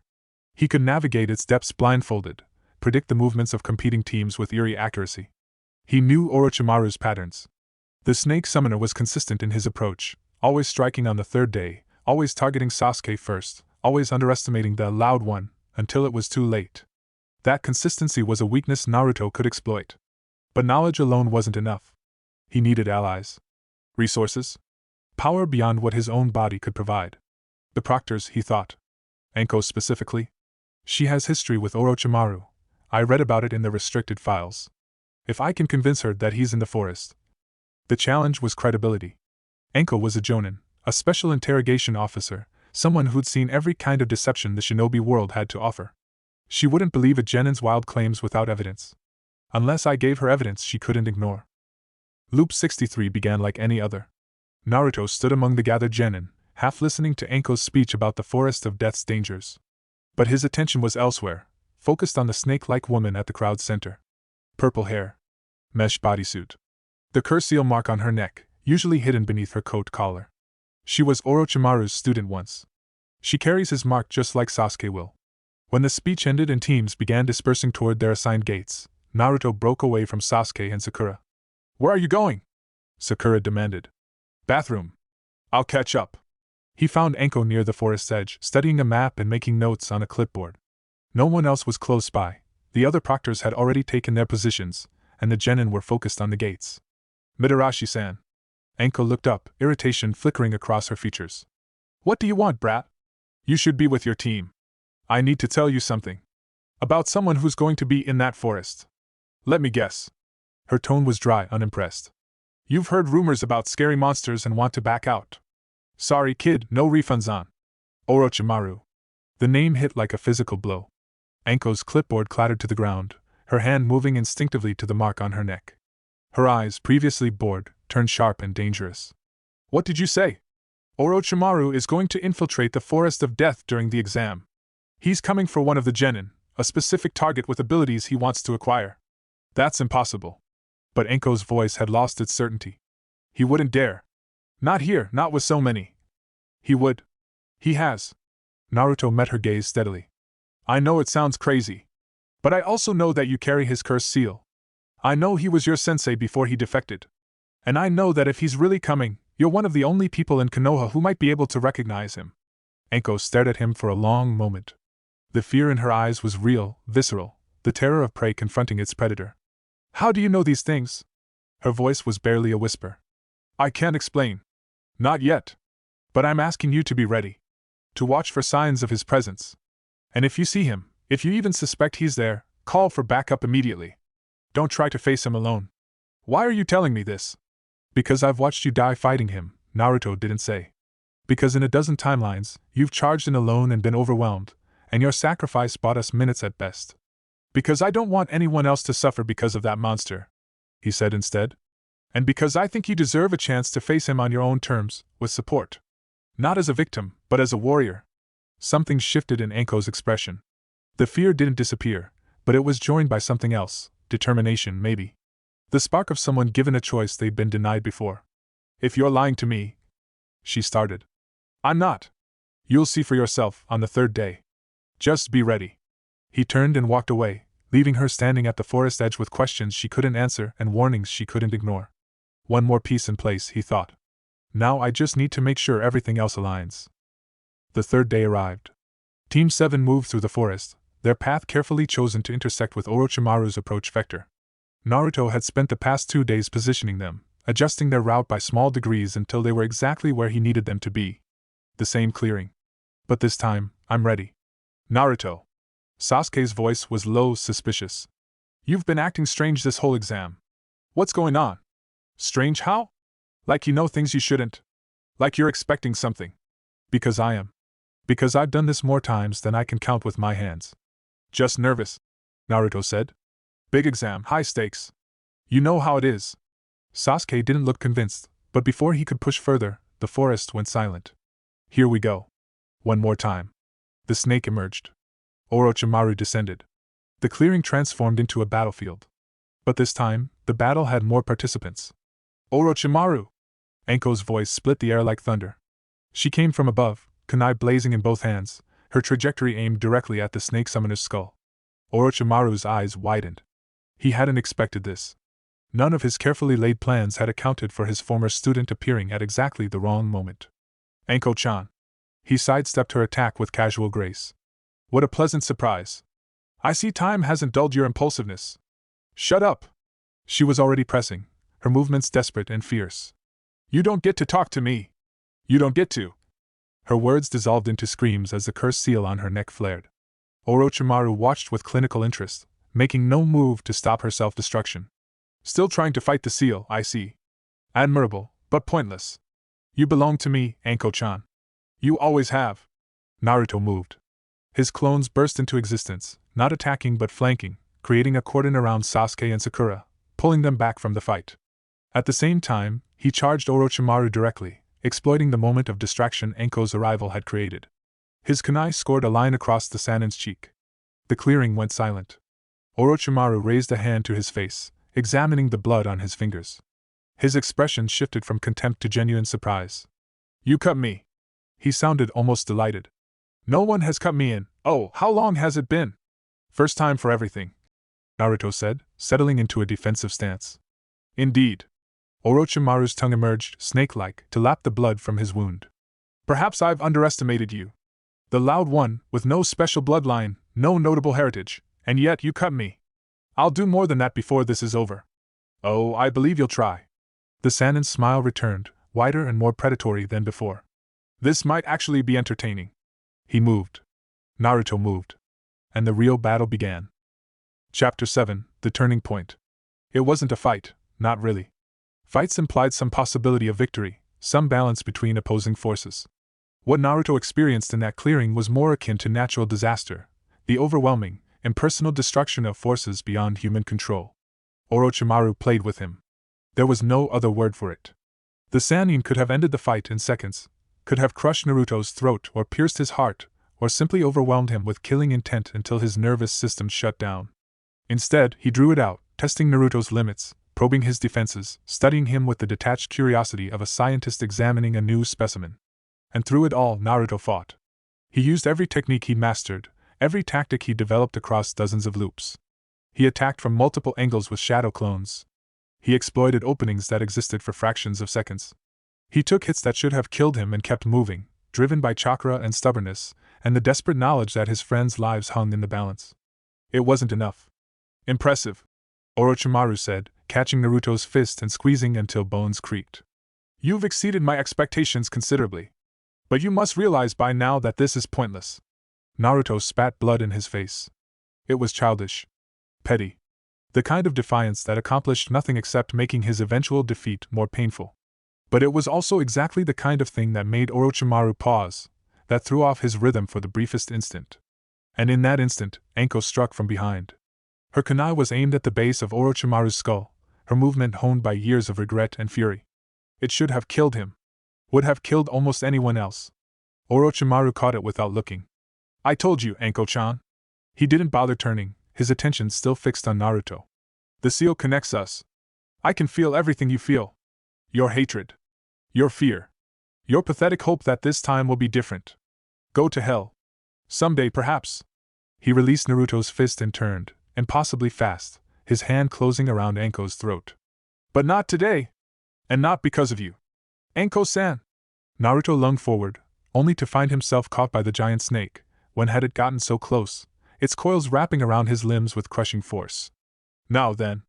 Orochimaru lifted Anko until her feet dangled off the ground, her face turning purple. I believe we were discussing the nature of power. Of sacrifice. Of what one might give to achieve true strength. His free hand reached toward Sasuke, who stood frozen at the clearing's edge, Naruto's clones dispersing around him. Sasuke-kun. Come to me. Sasuke didn't move. His body was locked, torn between the instinctive terror of Orochimaru's presence and something else. Something Naruto couldn't quite identify. I can give you what you want. Orochimaru's voice was honey and venom. The power to destroy Itachi. The strength to avenge your clan. All you have to do is accept my gift. Don't. Naruto's voice came out choked, the snake's coils tightening around his chest. Don't listen to him, Sasuke. He's lying. He doesn't want to help you, he wants to use you. Quiet pest. Orochimaru squeezed Anko's throat, and she made a sound that wasn't quite a scream. Sasuke-kun. This is your moment. Your choice. Will you remain weak, forever defined by your losses? Or will you take the first step toward true power? Sasuke's eyes met Naruto's. In that moment, Naruto saw something he'd never seen before. Not the cold superiority, not the defensive arrogance, something deeper. Something vulnerable. He's scared, Naruto realized. He's always been scared. Everything else is just armor. Sasuke. His voice was calm now, somehow. Accepting. Whatever you choose. I'll still be your friend. I'll still fight for you. That's never going to change. Orochimaru laughed. How touching. The bonds of friendship, strong enough to overcome any. Shut up. The words came from Sasuke. The clearing went still. Even Orochimaru seemed surprised, his grip on Anko loosening slightly. I said shut up. Sasuke's voice was shaking, but his eyes had hardened. You don't get to talk about him. You don't know anything about what we are. Sasuke-kun. I'm not going with you. Sasuke's hands formed seals, and fire crackled to life around his fingers. I don't need your power. I'll find my own way to Itachi, and I'll do it without becoming your puppet. The fire erupted. It wasn't strong enough to hurt Orochimaru, not even close. But it was enough to force the Sannin to move, to release Anko and dodge the stream of flames that cut across the clearing. And in that moment of chaos, something changed. Naruto felt it before he saw it, a pulse of chakra from somewhere nearby, massive and familiar. The snake's coils around him loosened, not from any effort of his own, but because the creature was suddenly afraid. What? Orochimaru's expression shifted, the first genuine alarm Naruto had ever seen on his face. That chakra signature. It's not possible. A figure emerged from the trees. He was tall, broad-shouldered, with long white hair that flowed behind him like a mane. His face was weathered by time and experience, his eyes carrying the weight of decades of battles. And his presence was like standing in the heart of a storm. Yo, Orochimaru. The newcomer's voice was casual, almost lazy. Long time no see. Jiraiya. Orochimaru's hiss contained a universe of emotion. Of course. You always did have terrible timing. I prefer to think of it as perfect timing. Jiraiya strode into the clearing, apparently unconcerned by the giant snake or the destruction surrounding them. Attacking children during an exam? Even for you, that's low. These children will shape the future of the shinobi world. I'm simply accelerating the process. Accelerating them into early graves, maybe? Jiraiya's tone hardened. It's over, Orochimaru. You're outnumbered, outmatched, and out of time. The Hokage's already been notified. And you are on their way. Unless you want to explain to Sensei why you've been playing in his sandbox. Orochimaru's face twisted with frustration. For a long moment, Naruto thought he might attack anyway, might throw himself against Jiraiya despite the odds. Then the snake summoner smiled. Another time, then. His gaze swept across the clearing, lingering on Sasuke. We'll meet again, Sasuke-kun. When you're ready to accept what I have to offer. He dissolved into shadows, his snake following, and within seconds the clearing was empty except for Konoha's forces. Jiraiya sighed. Slippery as ever. Naruto collapsed. He woke in a hospital bed. White ceiling. Familiar smell of antiseptic. The distant sounds of medical equipment and hushed voices. I'm alive, he thought. We're all alive. He turned his head and found two other beds beside his. Sakura lay in one, her face peaceful in sleep. Sasuke occupied the other, and Naruto's blood went cold. Black marks crawled across Sasuke's neck and shoulder, pulsing with a rhythm that matched his heartbeat. The cursed seal. Orochimaru had placed it after all. When? How? I didn't see him bite Sasuke. The memories of the fight were jumbled, chaotic. So much had happened so quickly. There must have been a moment, a single instant when Orochimaru had gotten close enough. You're awake. Naruto turned to find Kakashi standing in the doorway. His sensei looked tired, more tired than Naruto had ever seen him, but also relieved. Sasuke. I know. Kakashi moved to Naruto's bedside, his single visible eye grave. We know about the cursed seal. Medical teams are working on containment options now. Can they remove it? Kakashi hesitated. That hesitation told Naruto everything he needed to know. There are complications. The seal Orochimaru uses is unique. Our medics have never encountered anything like it. Because it's Orochimaru's creation. His masterpiece. Something he spent decades perfecting. But you're looking for solutions, Naruto pressed. You're not just giving up. Never. Kakashi's voice was firm. Sasuke is my student. I won't abandon him. The door opened again, and Jiraiya entered. The legendary Sannin had cleaned up since the forest. His hair was tied back, his clothes free of dirt and blood, but the weight in his eyes remained. The brat's awake. Good. He crossed the room to stand at the foot of Naruto's bed. You and I need to talk. Jiraiya-sama. Kakashi started. Alone. The Jonin's eye narrowed, but after a moment he nodded. I'll be outside. If you need anything. He left. The door closed behind him. Jiraiya studied Naruto for a long moment, his expression unreadable. You're an interesting kid, he said finally.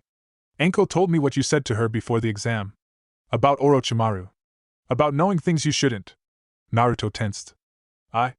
Relax. I'm not here to interrogate you. Jiraiya pulled up a chair and sat, crossing his arms. I'm here because I have a suspicion, and I want to see if I'm right. A suspicion about what? About you. About what's happening to you. Jiraiya's eyes met his.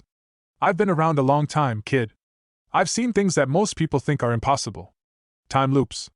The kinds of powers that legends are made of. Naruto's heart was pounding. He knows. How does he know? I'm not saying you have to tell me anything. Jiraiya continued. Your secrets are your own. But if what I suspect is true, you're carrying a burden no one your age should have to carry. And you're going to need help. Silence stretched between them. Naruto weighed his options. I've been doing this alone. Dying over and over, reliving the same days, trying to find a way through. Maybe I don't have to be alone anymore. What do you know about save points? He asked. Jiraiya's expression didn't change. But something in his eyes, a spark of recognition maybe, told Naruto that his suspicion had been correct. More than you'd think, the Sannin said. And less than I'd like. Chapter 8, The Sage's Perspective. Jiraiya listened. That was the thing that surprised Naruto most. He'd expected skepticism, disbelief, the same dismissive responses he would have given if someone had told him this story. Instead, the legendary Sannin sat in silence as Naruto talked, his expression thoughtful, asking occasional questions but never interrupting. Naruto told him everything. The first death. The void. The save points and load functions. The dozens of loops he'd experienced, each one ending in failure. The gradual accumulation of knowledge and skill, the desperate attempts to change the timeline. When he finished, Jiraiya was quiet for a long time. You've died, he said finally. Multiple times. And you remember each one. Yeah. The pain. The fear. The sense of ending. All of it. Jiraiya closed his eyes. When he opened them again, they held something Naruto hadn't expected, compassion. That's not a gift, kid. That's a curse. The kind of thing that breaks people. I'm not broken. Not yet. Jiraiya's voice was gentle but firm. But you will be, if you keep going like this. The human mind isn't meant to hold multiple lifetimes of trauma. Eventually, something gives. Naruto wanted to argue. Wanted to insist that he was fine, that he could handle it, that the power was worth the cost. But the words died in his throat. Because Jiraiya was right. He could feel it, the cracks forming in his psyche, the weight of accumulated deaths pressing down like water pressure. Every time he loaded a save, part of him stayed behind. Part of him remained dead. What am I supposed to do? His voice came out smaller than he intended. I can't just stop. The system is part of me now. I don't know how to turn it off. I'm not asking you to turn it off. Jiraiya leaned forward. I'm asking you to use it wisely. To think about the consequences of your actions, not just in the immediate term, but across timelines. I don't understand. Every time you load a save, you're creating a branch point. A moment where reality diverges. The timeline you left behind doesn't just disappear, it continues without you, with all the consequences of your actions intact. Naruto felt cold. You mean, when I died and came back? The people you left behind kept existing. Kept experiencing the aftermath of your death. Jiraiya's expression was grave. Every time you reset, you're abandoning a version of reality. A version where your friends grieved you. Where your enemies succeeded. Where the world went on without Naruto Uzumaki. The implications crashed over him like waves. Sasuke. Sakura. Kakashi. Every time I loaded, they lost me. They watched me die and had to keep going. I didn't know. He whispered. You couldn't have known. This kind of power doesn't come with an instruction manual. Jiraiya reached out, placing a heavy hand on Naruto's shoulder. But now you do know. And you have to decide what to do with that knowledge. Decide what? Whether you're going to keep treating this power like a game, using it to optimize, to retry, to pursue perfect outcomes. Jiraiya's grip tightened. Or whether you're going to treat each timeline as what it is, a reality full of people who matter. People whose lives have value, even if you're not there to witness them. The conversation haunted Naruto. Days passed. His body healed. Sasuke remained unconscious, the curse seal flickering on his neck like a malignant heartbeat. Sakura woke, cried, blamed herself for being useless, words Naruto understood too well, having thought them about himself more times than he could count. But his mind was elsewhere. Every time I loaded, I left people behind. He thought about the timelines he'd abandoned. The ones where Anko had charged in alone and died. The ones where Sasuke had fallen to Orochimaru's curse without resistance. The ones where Sakura had been used as leverage, her suffering stretching on long after Naruto had reset. They kept existing. Kept feeling. And I just left. The guilt was suffocating. He thought he was being clever, using the save points to gather information and refine his approach. Instead, he'd been creating an infinite chain of tragedies, each one branching off from his failures. But what's the alternative? Never use the power at all? Watch my friends die when I have the ability to save them? He didn't have an answer. Neither did Jiraiya, who visited daily but offered no solutions, only questions that forced Naruto to examine his assumptions from new angles. What do you want? The Sannin asked one afternoon. Not what you think you should want. What do you actually want? I want to protect my friends. Why? Because they matter to me. Because I care about them. And the versions of your friends in other timelines? The ones who exist in branches you've abandoned? Naruto's throat tightened. They matter too. So how do you reconcile those two things? Protecting the people in front of you while acknowledging that your choices affect people you'll never see? I don't know. Jiraiya nodded, seemingly satisfied with the admission. That's the right answer. If you ever think you've figured it out completely, that's when you should worry. Sasuke woke on the 7th day. Naruto was there, having spent most of the week at his bedside. He watched as Sasuke's eyes opened, unfocused at first, then sharpening with awareness. Naruto? Hey. Naruto managed a smile. Welcome back. Sasuke's hand moved to his neck, fingers tracing the edge of the curse seal. His expression was unreadable. He marked me. Yeah. I can feel it. His chakra mixed with mine. Like poison in my veins. Naruto didn't know what to say.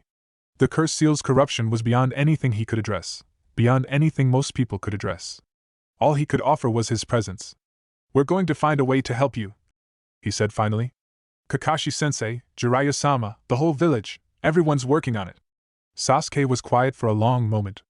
In the forest, he said slowly. When Orochimaru was trying to convince me to go with him. You said you'd still be my friend. No matter what I chose. I meant it. Why? The question caught Naruto off guard. What do you mean, why? We're rivals. We've never been close. Half the time we're at each other's throats. Sasuke's eyes met his. So why would you offer something like that? Why would you care what happens to me? Because I've watched you fall, Naruto thought. In timeline after timeline, I've seen you choose darkness. Choose Orochimaru.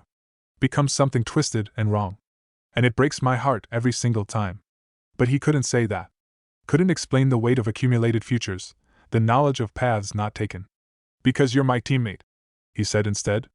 My friend, whether you like it or not. And I don't abandon my friends. Sasuke's expression shifted. Something cracked behind his eyes, a wall coming down, just a fraction. You're an idiot, he said. But his voice was different. Softer.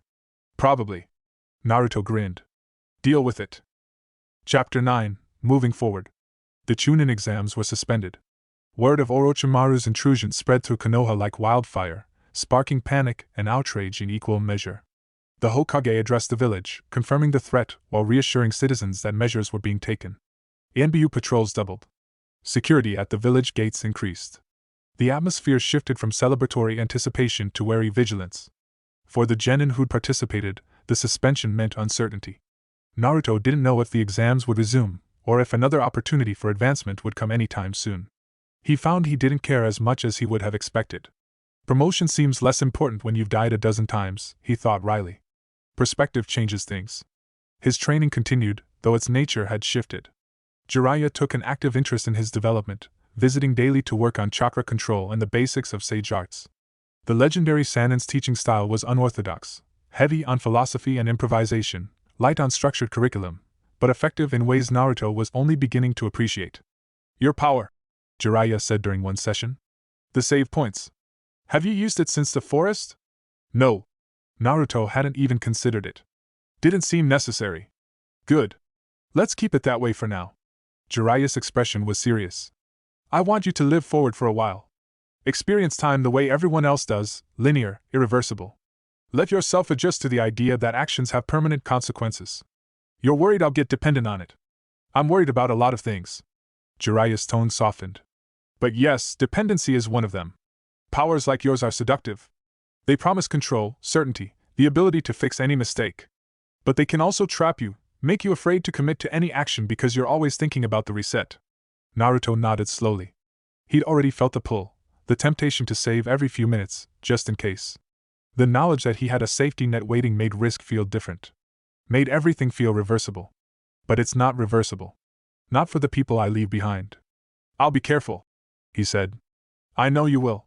Jiraiya smiled, a rare genuine expression. You're a good kid, Naruto. Stubborn and loud and occasionally idiotic, but good where it counts. Thanks. I think. The weeks that followed were quiet. Team 7's missions were suspended while Sasuke recovered from the cursed seal's effects.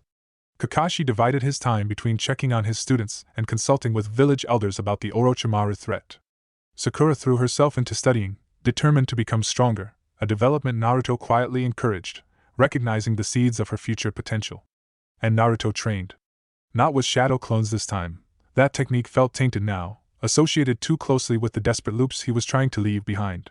Instead, he returned to basics. Taijutsu forms drilled until they were automatic.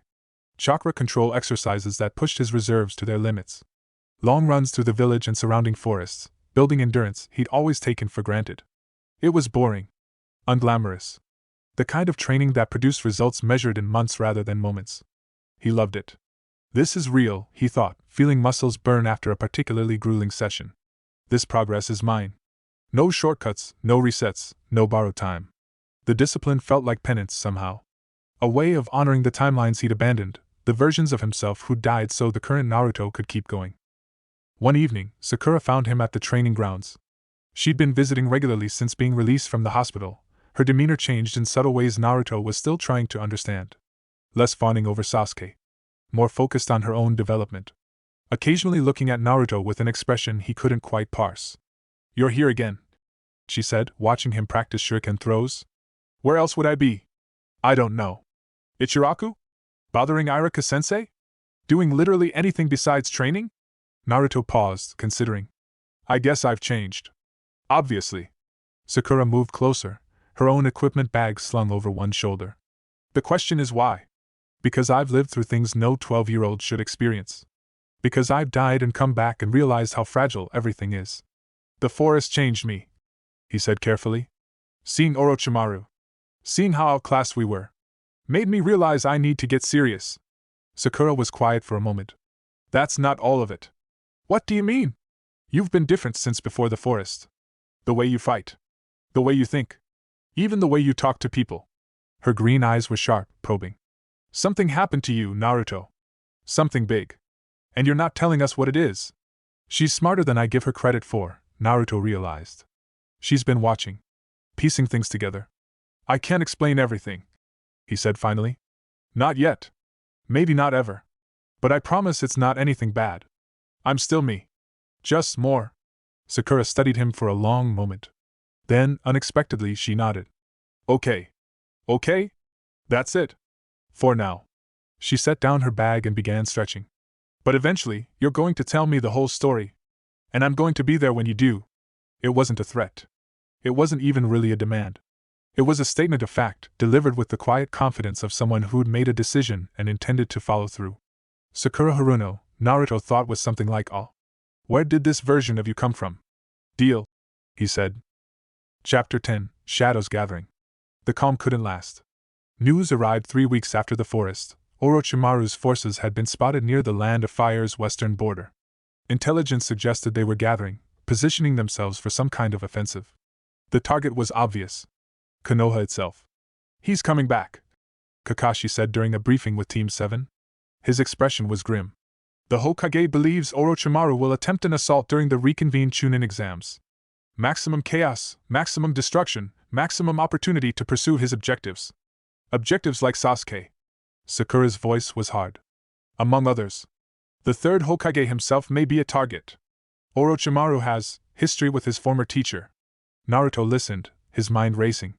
In other timelines, in the loops he'd abandoned, he never made it this far. He'd either died in the forest or reset before the larger picture became clear. This is new territory. Information I've never had access to before. What's the plan? He asked. Kakashi's eye crinkled in what might have been approval. The exams will proceed as scheduled. Canceling them entirely would tip off Orochimaru that we know he's coming. But security will be maximized. ANBU everywhere. Joan in position to respond to any threat. And you three. He paused, seeming to weigh his words. You three will need to be careful. If Orochimaru's forces attack, your job is to get civilians to safety and then find shelter yourselves. Do not engage enemy shinobi unless there's absolutely no other choice. We understand, Sakura said. No heroics. No trying to prove yourselves. Kakashi's gaze lingered on Sasuke, then Naruto. I mean it. This is going to be a war, and wars kill the unprepared. We understand, Naruto echoed. But his mind was already elsewhere. Planning. Calculating. If Orochimaru attacks during the exams, thousands of people will be at risk. The stadium. The streets. The civilians who have no idea what's coming. Can I change that? Should I? The question brought back Jiraiya's warnings. Every reset created a branch point. Every abandoned timeline kept existing, filled with people who suffered the consequences of Naruto's choices. But if I don't act, people will die in this timeline too. People I can see, people I know. Where's the line? He sought out Jiraiya that evening. The Sannin was staying at a small inn near the village's center, his presence in Konoha officially recorded as a research visit that fooled no one. Naruto found him on the roof, watching the sunset paint the Hokage monument in shades of gold and crimson. Jiraiya-sama. Kid. Jiraiya didn't turn. You've got something on your mind. The invasion. Naruto moved to stand beside him. Kakashi-sensei told us what's coming. And you're wondering if you should use your power to stop it. It wasn't a question. Jiraiya had apparently expected this conversation. I don't know what to do, Naruto admitted. If I save before the attack and something goes wrong, I could reset and try again. Maybe save more people. But every time I reset. Branch points. Abandoned timelines. People left behind to deal with the fallout. Yeah. Jiraiya was quiet for a while. When he spoke, his voice was thoughtful rather than lecturing. Let me ask you something. If you didn't have your power, if you were just a normal genin with normal abilities, what would you do? I'd fight. Protect who I could. Do my best to help. And if your best wasn't enough? If people died despite your efforts? Naruto hesitated. I'd grieve. I'd regret. But I'd keep going. Because that's what shinobi do. Exactly. Jiraiya finally turned to face him. The difference between your power and no power isn't as big as you think. Either way, you're limited. Either way, you can't save everyone. The only question is how much responsibility you're willing to take on. I don't understand. Every time you use your power, you're making a choice about who matters. The people in the current timeline matter more to you than the people in the branches you've abandoned. That's not good or bad, it's just true. Jiraiya's expression was kind but serious. The question is whether you can live with that truth. Whether you can make those choices without losing yourself. Naruto thought about it. Really thought, not just reacting or calculating, but sitting with the weight of what Jiraiya was saying.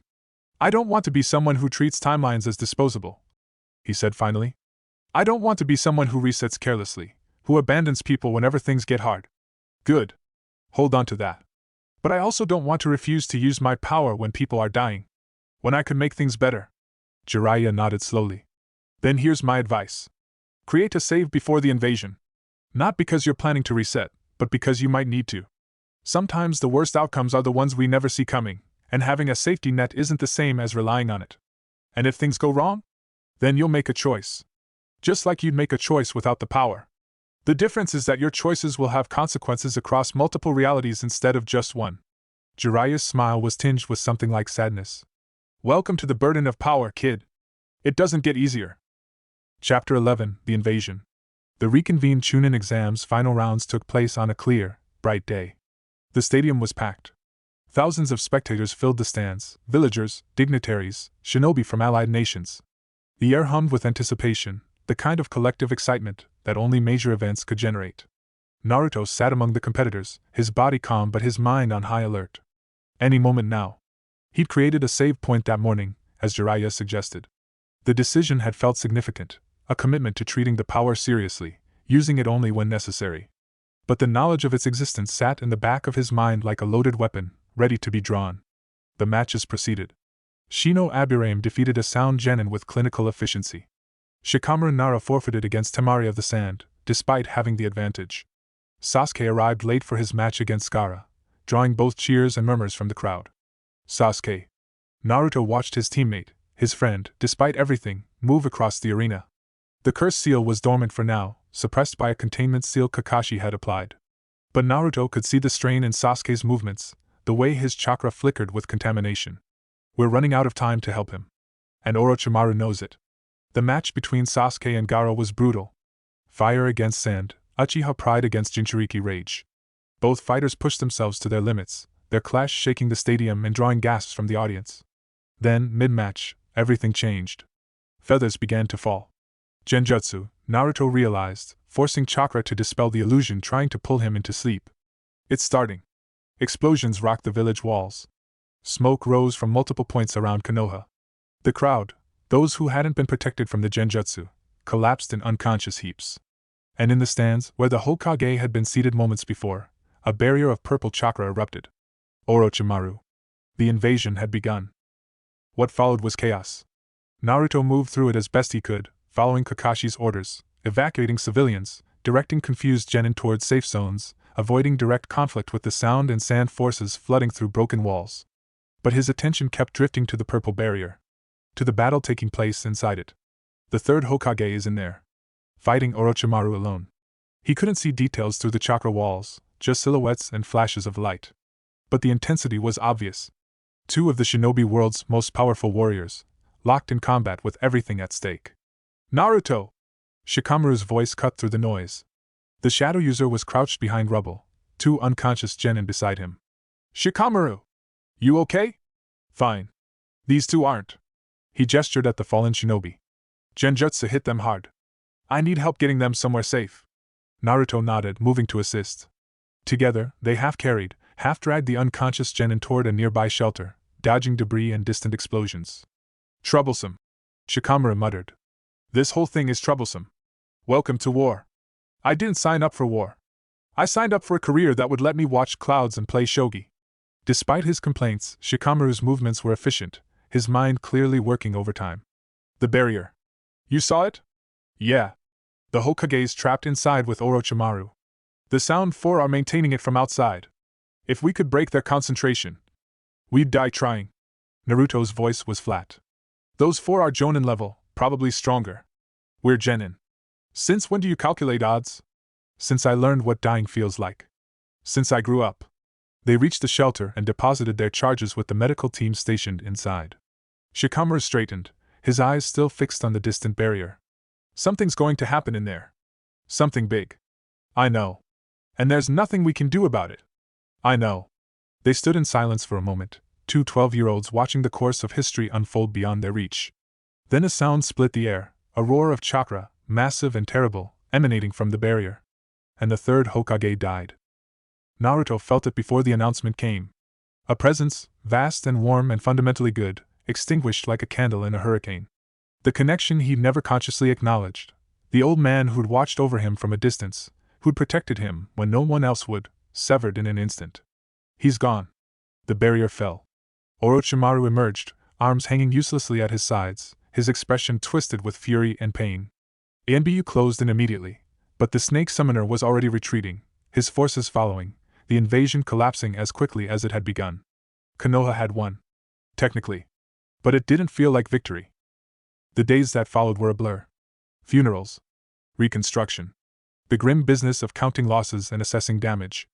Naruto participated where he could, but his heart wasn't in it. I could have stopped this. The thought came unbidden, over and over. His save point was still active, still waiting. He could load back to that morning, could warn the Hokage, could change the sequence of events. Could abandon this timeline. Leave these people to grieve alone. The temptation was overwhelming. Every time he saw someone crying, every time he passed a destroyed building, every time he caught a glimpse of the third Hokage's face on memorial banners, the urge to fix it rose like bile in his throat. But Jiraiya's words echoed louder. Every time you reset, you're abandoning a version of reality. If he loaded now, the current timeline would continue without him. The grieving would go on. The reconstruction would happen. Life would move forward, shaped by the invasion's consequences. And a version of Naruto would simply vanish. Gone between one moment and the next, leaving behind confused friends and an empty space where he used to be. I can't do that to them. Not after everything we've been through together. So he didn't reset. He stayed. He grieved. He helped where he could and accepted where he couldn't. And slowly, painfully, he learned what it meant to live with consequences. Chapter 12: The Weight of Staying. 1 month after the invasion, Naruto found himself at the memorial stone. He hadn't come with any specific purpose, no names to visit, no ceremonies to attend. He just felt drawn to this place, this quiet corner of Konoha where the dead were remembered. Kakashi was already there, as expected. The Jonin spent more time here than anywhere else, staring at names carved into stone. Sensei. Kakashi didn't turn. Naruto. They stood in silence for a while, the evening air cool against their faces. I've been thinking, Naruto said eventually. About choices. About the things we can't take back. Heavy thoughts for someone your age. I've had a heavy year. Kakashi made a sound that might have been a laugh, might have been a sigh. That's true enough. Do you ever wish you could go back? Change things? Fix the mistakes you made? Now Kakashi did turn, his single visible eye studying Naruto with an intensity that felt uncomfortably probing. Every day, he said quietly. Every single day. And what stops you? If you could? The question hung in the air. Kakashi seemed to consider it seriously, his gaze drifting back to the stone. The people who are still here, he said finally. The ones who are counting on me, in the present. I can't help them if I'm always looking backward, always wishing things were different. His voice dropped. The dead are dead, Naruto. We can honor them. We can learn from their loss. But we can't save them. All we can do is save the ones who are still alive. Save the ones who are still alive. The words struck something deep in Naruto's chest. Not revelation, he'd already known this, on some level. But hearing it spoken aloud, by someone who clearly struggled with the same impulses. Thanks, Sensei, he said. For what? For being honest. Kakashi's eye crinkled. Honesty is all I have left to give. Well, that and some mediocre chakra nature training. Speaking of which, you should get some rest. We have a busy month ahead. The busy month turned into a busy year. Naruto trained, studied, went on missions with Team 7. He watched Sasuke struggle with the cursed seal's influence, watched Sakura grow into a formidable kunoichi in her own right. He formed bonds with other genin, Shikamaru's lazy wisdom, Hinata's quiet strength, Rock Lee's unstoppable determination. And through it all, he didn't reset. The save point from the invasion remained untouched. A safety net he never used, a door he never opened. Its presence was a constant reminder of the choice he'd made, to live forward, to accept consequences, to treat this timeline as real. Because it is real, he thought. Because these people matter. Because their grief and growth and struggle and triumph mean something. Jiraiya visited periodically, checking on his students' progress. Their conversations had evolved from philosophy to practical application, how to make decisions without paralyzing analysis, how to accept uncertainty, how to live with the knowledge that any choice might be wrong. You're doing better, the Sannin observed during one such visit. Less haunted. More present. I've been working on it. I can tell. Jiraiya's expression turned thoughtful. Have you considered what you want to do next? With your power, I mean. Not just avoiding it, but using it deliberately. I've thought about it. Naruto had spent many sleepless nights on exactly this question. I think it should be a last resort. Something I use when there's no other option. Not to optimize outcomes or pursue perfect solutions, just to prevent catastrophic failures. A reasonable approach. But how do you define catastrophic?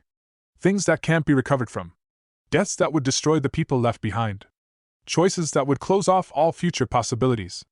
Jiraiya nodded slowly. And the ordinary suffering? The losses that are painful but survivable? Those are part of life. Naruto's voice was steady. Part of what makes the good moments matter. If I tried to prevent all suffering, I'd never stop resetting. I'd trap myself in an endless loop, always reaching for a perfection that doesn't exist. You've grown wise. Jiraiya smiled. Wiser than I was at your age. Maybe wiser than I am now. I doubt that. Don't. Wisdom comes from pain, kid, and you've had more than your share. The Sanin's expression turned serious. But don't let it make you cold. Don't let the weight of your power cut you off from the people around you. They need you, the real you, present and committed, not a ghost who's always one decision away from disappearing. I know. Naruto thought of Sasuke and Sakura, of Team 7's imperfect but genuine bonds. I'm trying. Chapter 13, The Departure. Sasuke left Konoha on a night filled with rain. Naruto felt it happen, a disturbance in the village's rhythm, a raw mist that pulled him from sleep and sent him running through empty streets. By the time he reached the gate, Sasuke was already gone. And the Sound Four were already dead. The ANBU team that had intercepted them, warned by Naruto's breathless arrival at their station, had neutralized the threat before Sasuke could get far. Now the Uchiha stood at the center of a ring of masked shinobi, his expression unreadable, his curse seal pulsing with frustrated hunger. Sasuke. Naruto pushed through the circle, ignoring the ANBU's protests. His friend, his rival, his whatever they were to each other, stared back at him with eyes that burned with something between rage and desperation. You told them. Sasuke's voice was flat. You knew I was leaving. I suspected.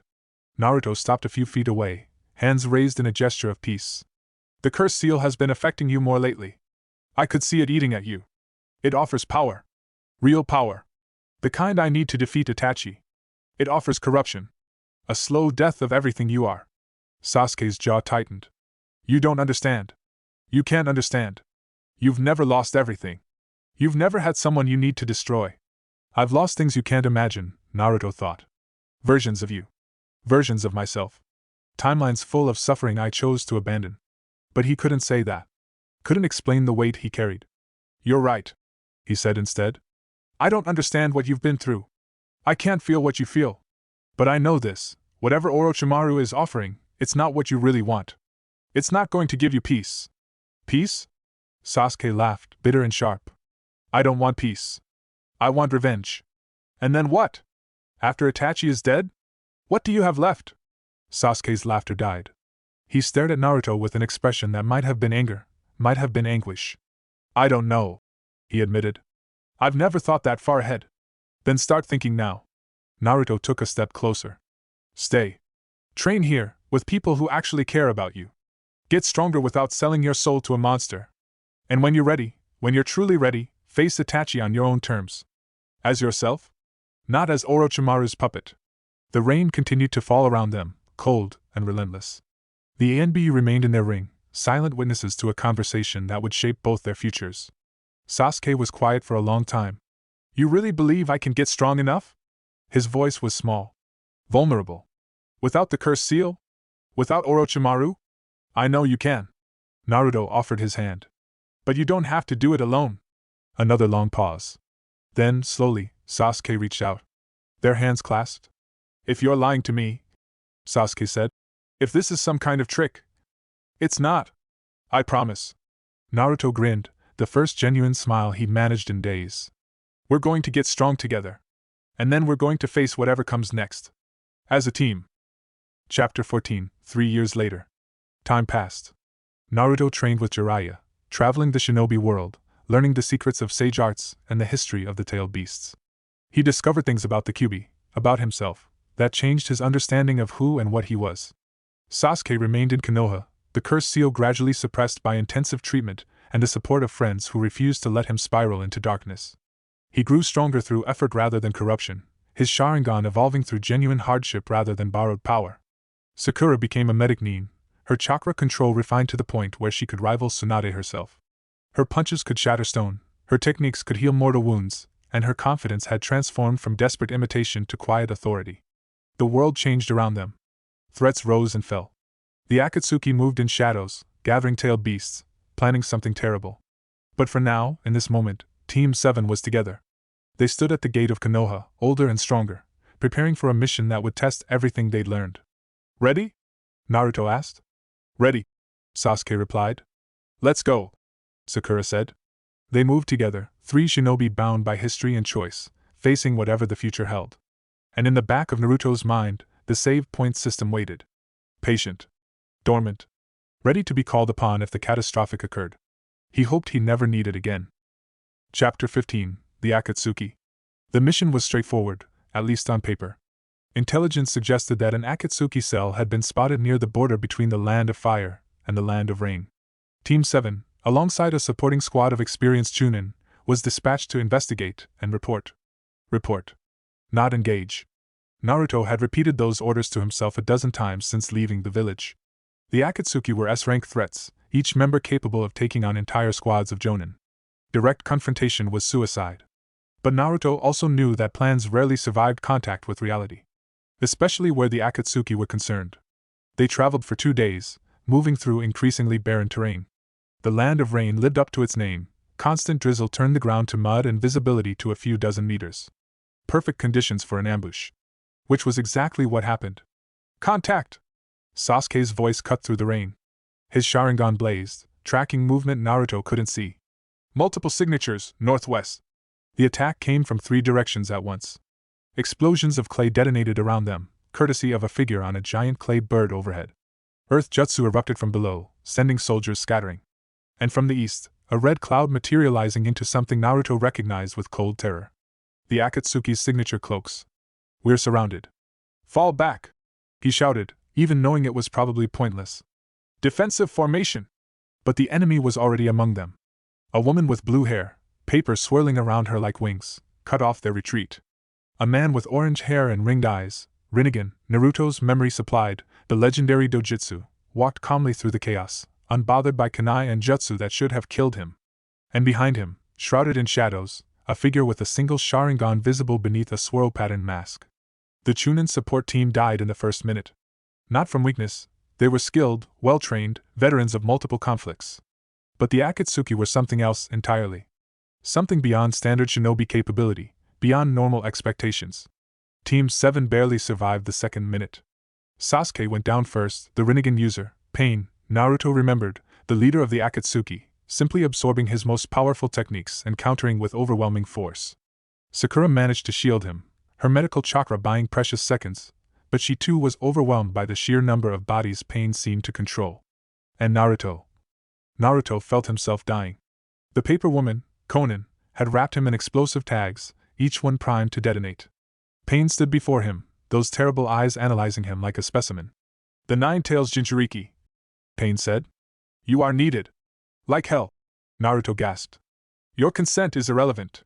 Your purpose has already been determined. The tags began to glow. Autosave triggered, near-death conditions. Save point created, Land of Rain ambush. The familiar message flickered across his vision. His save system, dormant for 3 years, roaring to life in response to mortal danger. No, he thought. Not like this. But what choice did he have? His friends were down. His support was dead. Pain had power beyond anything he'd ever faced. I have to reset. I have to try again. But Jiraiya's words echoed, every time you reset, you're abandoning a version of reality. The Chunin who died in this timeline, they would stay dead, in this branch. Their families would grieve. Their friends would mourn. All because Naruto hadn't been strong enough, hadn't anticipated well enough, hadn't. Stop. He forced himself to focus. The tags were still glowing, seconds from detonation. Pain was still watching, apparently content to let the situation unfold. Think. What can I do without resetting? The Kyuubi's chakra stirred within him. The Fox had been quiet for years, their relationship evolving from hostility to something like grudging respect. But in this moment, Naruto felt its attention sharpen. You're dying again. The Kyuubi rumbled. Becoming predictable. Help me. Why should I? Because if I die, you die? And because I'm asking. Silence. Then, impossibly, something that might have been a laugh. You've grown, Kit. Enough to interest me. The Kyuubi's presence swelled. Very well. Let's see what we can do together. Power flooded through him. Not the uncontrolled rage of his childhood encounters with the Fox. This was different, focused, channeled, cooperated. Kyuubi's chakra merged with his own, amplifying without overwhelming, strengthening without corrupting. The explosive tags detonated. And Naruto emerged from the flames, transformed. What followed wasn't a battle. It was a statement. Naruto tore through Pain's bodies with the Kyuubi's power singing in his veins. The Rinnegan user's techniques, powerful, legendary, supposedly unstoppable, shattered against the combined might of Jinchuriki and Tailed Beast working in harmony.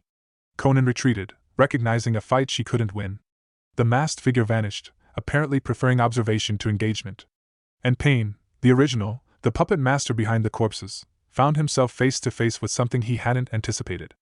This power, Pain said, his voice carrying genuine surprise. This is not the berserker rage of a standard Jinchuriki. This is something else. This is me, Naruto replied. The real me. Everything I've learned. Everyone I've lost. Every choice that brought me here. Impressive. But meaningless. The world is built on suffering. Your strength changes nothing about that fundamental truth. Maybe not. But it changes what I can do about it. Naruto struck. The blow connected, chakra enhanced, QB amplified, carrying the weight of years of training and determination. Pain's body crumpled, the Rinnegan fading as the technique sustaining it failed. Silence fell. The rain continued.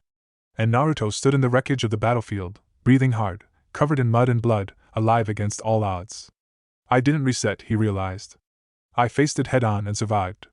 The save system pulsed in his awareness, the new checkpoint waiting to be used or discarded. He could go back if he wanted. Could try to save the Chunin, to prevent the ambush entirely. But he didn't. They died protecting us. Their sacrifice meant something. I won't erase that. Instead, he turned to his teammates. Sasuke was stirring, Sakura's healing jutsu already working to repair the damage Pain had inflicted. Both of them looked battered, exhausted, but alive. Naruto? Sakura's voice was weak, confused. What happened? I'll explain later. He knelt beside them, checking injuries. For now, we need to get moving. More Akatsuki might be coming. The Chunin? Sasuke asked. Naruto shook his head. Sasuke's expression tightened, but he nodded. Then we honor them by completing the mission. What did we learn? We learned that Pain is real. That the Rinnegan exists. That the Akatsuki's leader has power beyond anything we imagined. And we learned that even against impossible odds, we can survive. Enough, Naruto said. We learned enough. Chapter 16, Homecoming. The return to Konoha was somber. They carried the bodies of their fallen comrades, 4 Chunin who trusted Team 7 to lead them safely through a routine investigation. 4 shinobi who would never return to their families, their friends, their futures. My responsibility, Naruto thought. My mission. My failure. But alongside the guilt, something else burned. Not absolution, the dead were still dead, their loss still permanent. But purpose. Understanding. This is why I have to get stronger. Not for revenge or glory or proving myself. For protection. So this doesn't keep happening. Tsunade met them at the gate, her expression grave. She'd received the preliminary report via summoned messenger, knew the casualties before they arrived. Team 7. Her voice was formal, controlled. Report to debriefing immediately. Medical teams will handle the fallen. Yes, Lady Hokage. They followed her to the administrative building, their silence speaking louder than words. The debriefing was thorough but not accusatory. Tsunade and her advisors listened as Naruto, Sasuke, and Sakura recounted the ambush in detail. The number of enemies. The techniques employed. The identity of Pain as the Akatsuki's apparent leader, wielding the legendary Rinnegan. This confirms our worst fears, Tsunade said when they finished. The Akatsuki's capabilities exceed even our highest estimates. They're coming for the tailed beasts, Naruto added. Pain said as much. I'm a target. We've known that for years. What's changed is our understanding of what we're facing. Tsunade's eyes met his. You survived direct combat with their leader. Used the Kyuubi's power in a way we've never seen before. How? Years of preparation. The weight of infinite consequences. A choice to fight instead of reset. Training, he said simply. And cooperation. The Kyuubi and I, we've reached an understanding. An understanding. Tsunade's tone was skeptical but intrigued. I'll want a full assessment from Jiraiya. In the meantime, all 3 of you are restricted to village duties. No missions beyond the walls until we've analyzed this intelligence and adjusted our strategies. Understood. That evening, Naruto found himself at the memorial stone again. The names of the fallen Chunin would be added soon, new carvings among hundreds of others, new shadows in the eternal memorial to Konoha's sacrifice. I could have saved them, he thought. If I'd reset. If I'd known what was coming. But he hadn't known. And even if he had, would resetting have actually changed the outcome? Pain was devastatingly powerful. The Akatsuki had planned their ambush carefully. A different approach might have saved the Chunin but killed Team 7. Or killed everyone. Or created worse problems down the line. This was the burden Jiraiya had warned him about. The knowledge that every choice had consequences, seen and unseen, immediate and far-reaching.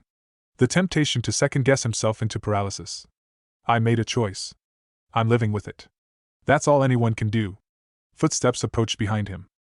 Chapter 17, The Confrontation. 3 months later, they found Itachi. Not by chance, by design. The elder Uchiha had been sending messages, cryptic communications that led Team 7 to a rendezvous point far from Konoha's borders. Whether it was a trap or something else entirely, they couldn't know until they arrived. You don't have to come, Sasuke said, standing at the village gate in the pre-dawn darkness. This is my fight. It's all of our fight, Sakura replied. Whatever's between you and Itachi, we're facing it together. She's right. Naruto adjusted his equipment pouch. Besides, someone needs to make sure you don't do anything stupid. Sasuke's expression flickered, annoyance, gratitude, and something deeper all compressed into a single moment. Fine. But when we get there, let me speak first. I need to understand why. Before anything else, I need to understand. They traveled in silence, crossing the land of fire's border and entering territory claimed by no nation. The meeting point was an abandoned temple, its stone walls crumbling, its courtyard overgrown with weeds. Itachi was waiting. He sat on the temple steps, still dressed in Akatsuki's distinctive cloak, his Sharingan eyes watching their approach with unreadable calm. Sasuke. His voice was soft, almost gentle. You've come. You asked me to. I did. Itachi's gaze moved to Naruto and Sakura. And you brought friends. Wise. They're my team. They know everything. Everything? A ghost of a smile crossed Itachi's face. I doubt that. But they know enough, I suppose? Sasuke stepped forward, his body tense. I have questions. I expected nothing less. The massacre. The truth of it. Itachi was silent for a long moment. When he spoke again, his voice was different, heavier, carrying the weight of years. The truth is complicated. More complicated than I ever wanted you to know. What followed changed everything Naruto thought he understood about Konoha, about the Uchiha, about the nature of sacrifice. Itachi told them about the coup attempt. About the village's response. About the impossible choice he'd been given, his clan or his brother. About the years of exile, working within the Akatsuki to protect Konoha from the shadows. I am a monster, Itachi said quietly. That much is true. I killed innocent people, children, elders, those who knew nothing of the planned revolt. I carry their deaths forever. But you did it to save the village. Sasuke's voice was raw. To save me. To save you most of all. Itachi's eyes were distant. When I looked into your face that night, full of terror and confusion, I made my choice. Whatever darkness I had to embrace, whatever hatred I had to endure from you, it was worth it. Because you would survive. You would grow strong. You would become something better than what I had been forced to be. Sakura was crying silently. Naruto felt hollow, his understanding of good and evil crumbling. Why tell us now? Sasuke demanded. After all these years. Because I'm dying. Itachi's words fell like stones. The disease has progressed beyond what medicine can address. I have months, perhaps weeks. He met his brother's gaze. I wanted you to know the truth before the end. I wanted you to understand, and to forgive if you can. Sasuke's body shook. Years of hatred, years of desperate training, years of single-minded pursuit, all of it crashing against the reality of a dying man asking for absolution. I don't. His voice broke. I don't know how to forgive this. You don't have to know today. Itachi rose slowly, his movements betraying the weakness his words had confessed. But perhaps in time you'll find your way there. Naruto watched the brothers speak, really speak, for the first time since the massacre. Their conversation was halting, painful, filled with silences that carried more meaning than words. I could reset, he thought. Go back. Find some way to prevent all of this. But prevent what, exactly? The massacre was already history, decades old. The choices that had led here were made by people who were dead or dying. Even with his power, Naruto couldn't rewrite the past. And even if I could, would I have the right? Itachi's suffering had been real. Sasuke's growth had been real. The relationships they'd built, the lessons they'd learned, the people they'd become, all of it had emerged from the crucible of this tragedy. To erase it would be to erase them. Some things can't be fixed. Some things can only be lived through. Itachi died 2 weeks later. He passed peacefully, surrounded by Sasuke and medical Nin who'd done everything possible to ease his final days.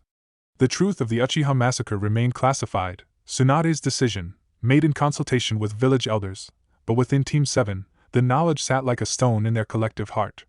Sasuke mourned. Not the fury-driven grief of his childhood, but something quieter, more mature. The loss of what might have been, the acknowledgement of what was. I don't know what to do now. He admitted one evening, sitting with Naruto on the Hokage monument. My whole life was built around killing him. And now you build something new. Naruto's voice was gentle. Something that's yours. Not defined by hatred or revenge. It sounds simple when you say it. It's not simple. It's the hardest thing in the world. Naruto thought of his own journey, the save points, the abandoned timelines, the constant choice between control and acceptance. But it's worth doing. Because the alternative is staying stuck forever, and you're too strong for that. Sasuke was quiet for a long time. Then, unexpectedly, he laughed, a broken sound, but real. When did you become the wise one? Probably around the same time you became the emotional one. Naruto grinned. We're rubbing off on each other. Terrifying thought. The worst. They sat together as the sun set, two young men shaped by loss and choice, facing a future that belonged entirely to them. Chapter 18, The Final War. The Akatsuki's endgame came 3 years later. By then, Naruto had become a legend. The hero who defeated pain in the land of rain. The Jinchuriki who mastered his tailed beast. The shinobi who'd helped broker peace between the 5 great nations, uniting them against the common threat of Madara Uchiha's return. But legends didn't stop armies. The Fourth Shinobi World War erupted across every continent, pitting the allied shinobi forces against an army of reanimated warriors and the terrifying power of the Ten Tails. Naruto fought at the front lines, Sasuke beside him, the bonds forged through years of shared struggle proving stronger than any jutsu. And in the war's final battle, facing Kage Otsutsuki, the progenitor of all chakra, the mother of shinobi, Naruto made a choice. Autosave triggered, near-death conditions. The notification flickered across his consciousness, the save system activating in response to Kagaya's overwhelming power. She was beyond anything he'd ever faced, beyond pain, beyond Madara, beyond the sum of human understanding. I could reset, he thought. Try again. Find a weakness. But Sasuke was beside him. Sakura was healing the wounded. The entire allied forces was fighting, bleeding, dying to give them this chance. If I reset, they lose their sacrifices. Their courage. Their stories. And maybe this is the one fight that has to be fought without second chances. He let the save point fade. Sasuke! He shouted. Together! Always! They moved as one. 2 broken boys become warriors, 2 rivals become brothers, 2 halves of something greater than either could be alone. Sun and moon. Shadow and light. Their combined techniques struck Kagaya's core. And the goddess of shinobi fell. Epilogue, the choice that mattered. Years later, Naruto stood in the Hokage's office, looking out over the village he'd sworn to protect. The save system still existed, quiet, dormant, a power he rarely thought about anymore. He'd used it a handful of times since the war, always in moments of genuine catastrophe, always with full awareness of the branches he was creating. But mostly, he lived forward. There was a knock at the door. Come in. Sasuke entered, his expression the carefully controlled mask it always wore in public. But underneath, in ways only those who knew him could see, there was warmth. The diplomatic mission to the Land of Lightning was successful, he reported. Full cooperation on the joint training program. Good. Any trouble? Nothing significant. Sasuke hesitated. There was a moment, a group of rogue shinobi attacked our convoy. 3 of our chunin were injured. Injured. Not killed? Not killed. Sakura was with us. She handled it. Naruto nodded, relief washing through him. Good. That's good. Sasuke studied him for a moment. You're thinking about the old days. The chunin we lost in the Land of Rain. Always. You've saved more people since then than you could count. The war alone. I know. Naruto's voice was quiet. But I never forget the ones I couldn't save. The branches I had to let go. Sasuke moved to stand beside him at the window. Outside, Konoha thrived, rebuilt, peaceful, stronger than ever. That's what makes you a good Hokage, he said. The weight you carry. The choices you make without complaining about them. Is that a compliment? Don't get used to it. They stood in comfortable silence, watching the village go about its evening business. Somewhere down there, Sakura was running the hospital. Somewhere, their children were probably causing trouble with the next generation of genin. Sasuke. Do you ever wonder about the other timelines? The ones where things went differently? Sasuke considered the question seriously. Sometimes. I wonder about the versions of me that left with Orochimaru. The versions that became what the Curse Seal wanted me to become. And I'm grateful. For the you who stood at the gate that night. For the choice you gave me. He paused. For every choice you've made since then, to keep fighting forward. Naruto smiled, not the broad grin of his youth, but something quieter. more certain. That's all any of us can do, he said. Keep fighting forward. Choose what matters. Live with the consequences. Sounds simple. It's not. But it's worth it. Sasuke nodded. They watched the sunset together, two men who'd walked through impossible fires and emerged, somehow, into something like peace. And in the back of Naruto's mind, the save point system waited. He didn't think he'd need it again. But if he did, if the impossible happened, if everything fell apart, he knew what he would choose. The people in front of him. The timeline that was real. The life he'd built through pain and growth, and the simple, radical act of staying. Always forward. Always choosing. Always alive. The end.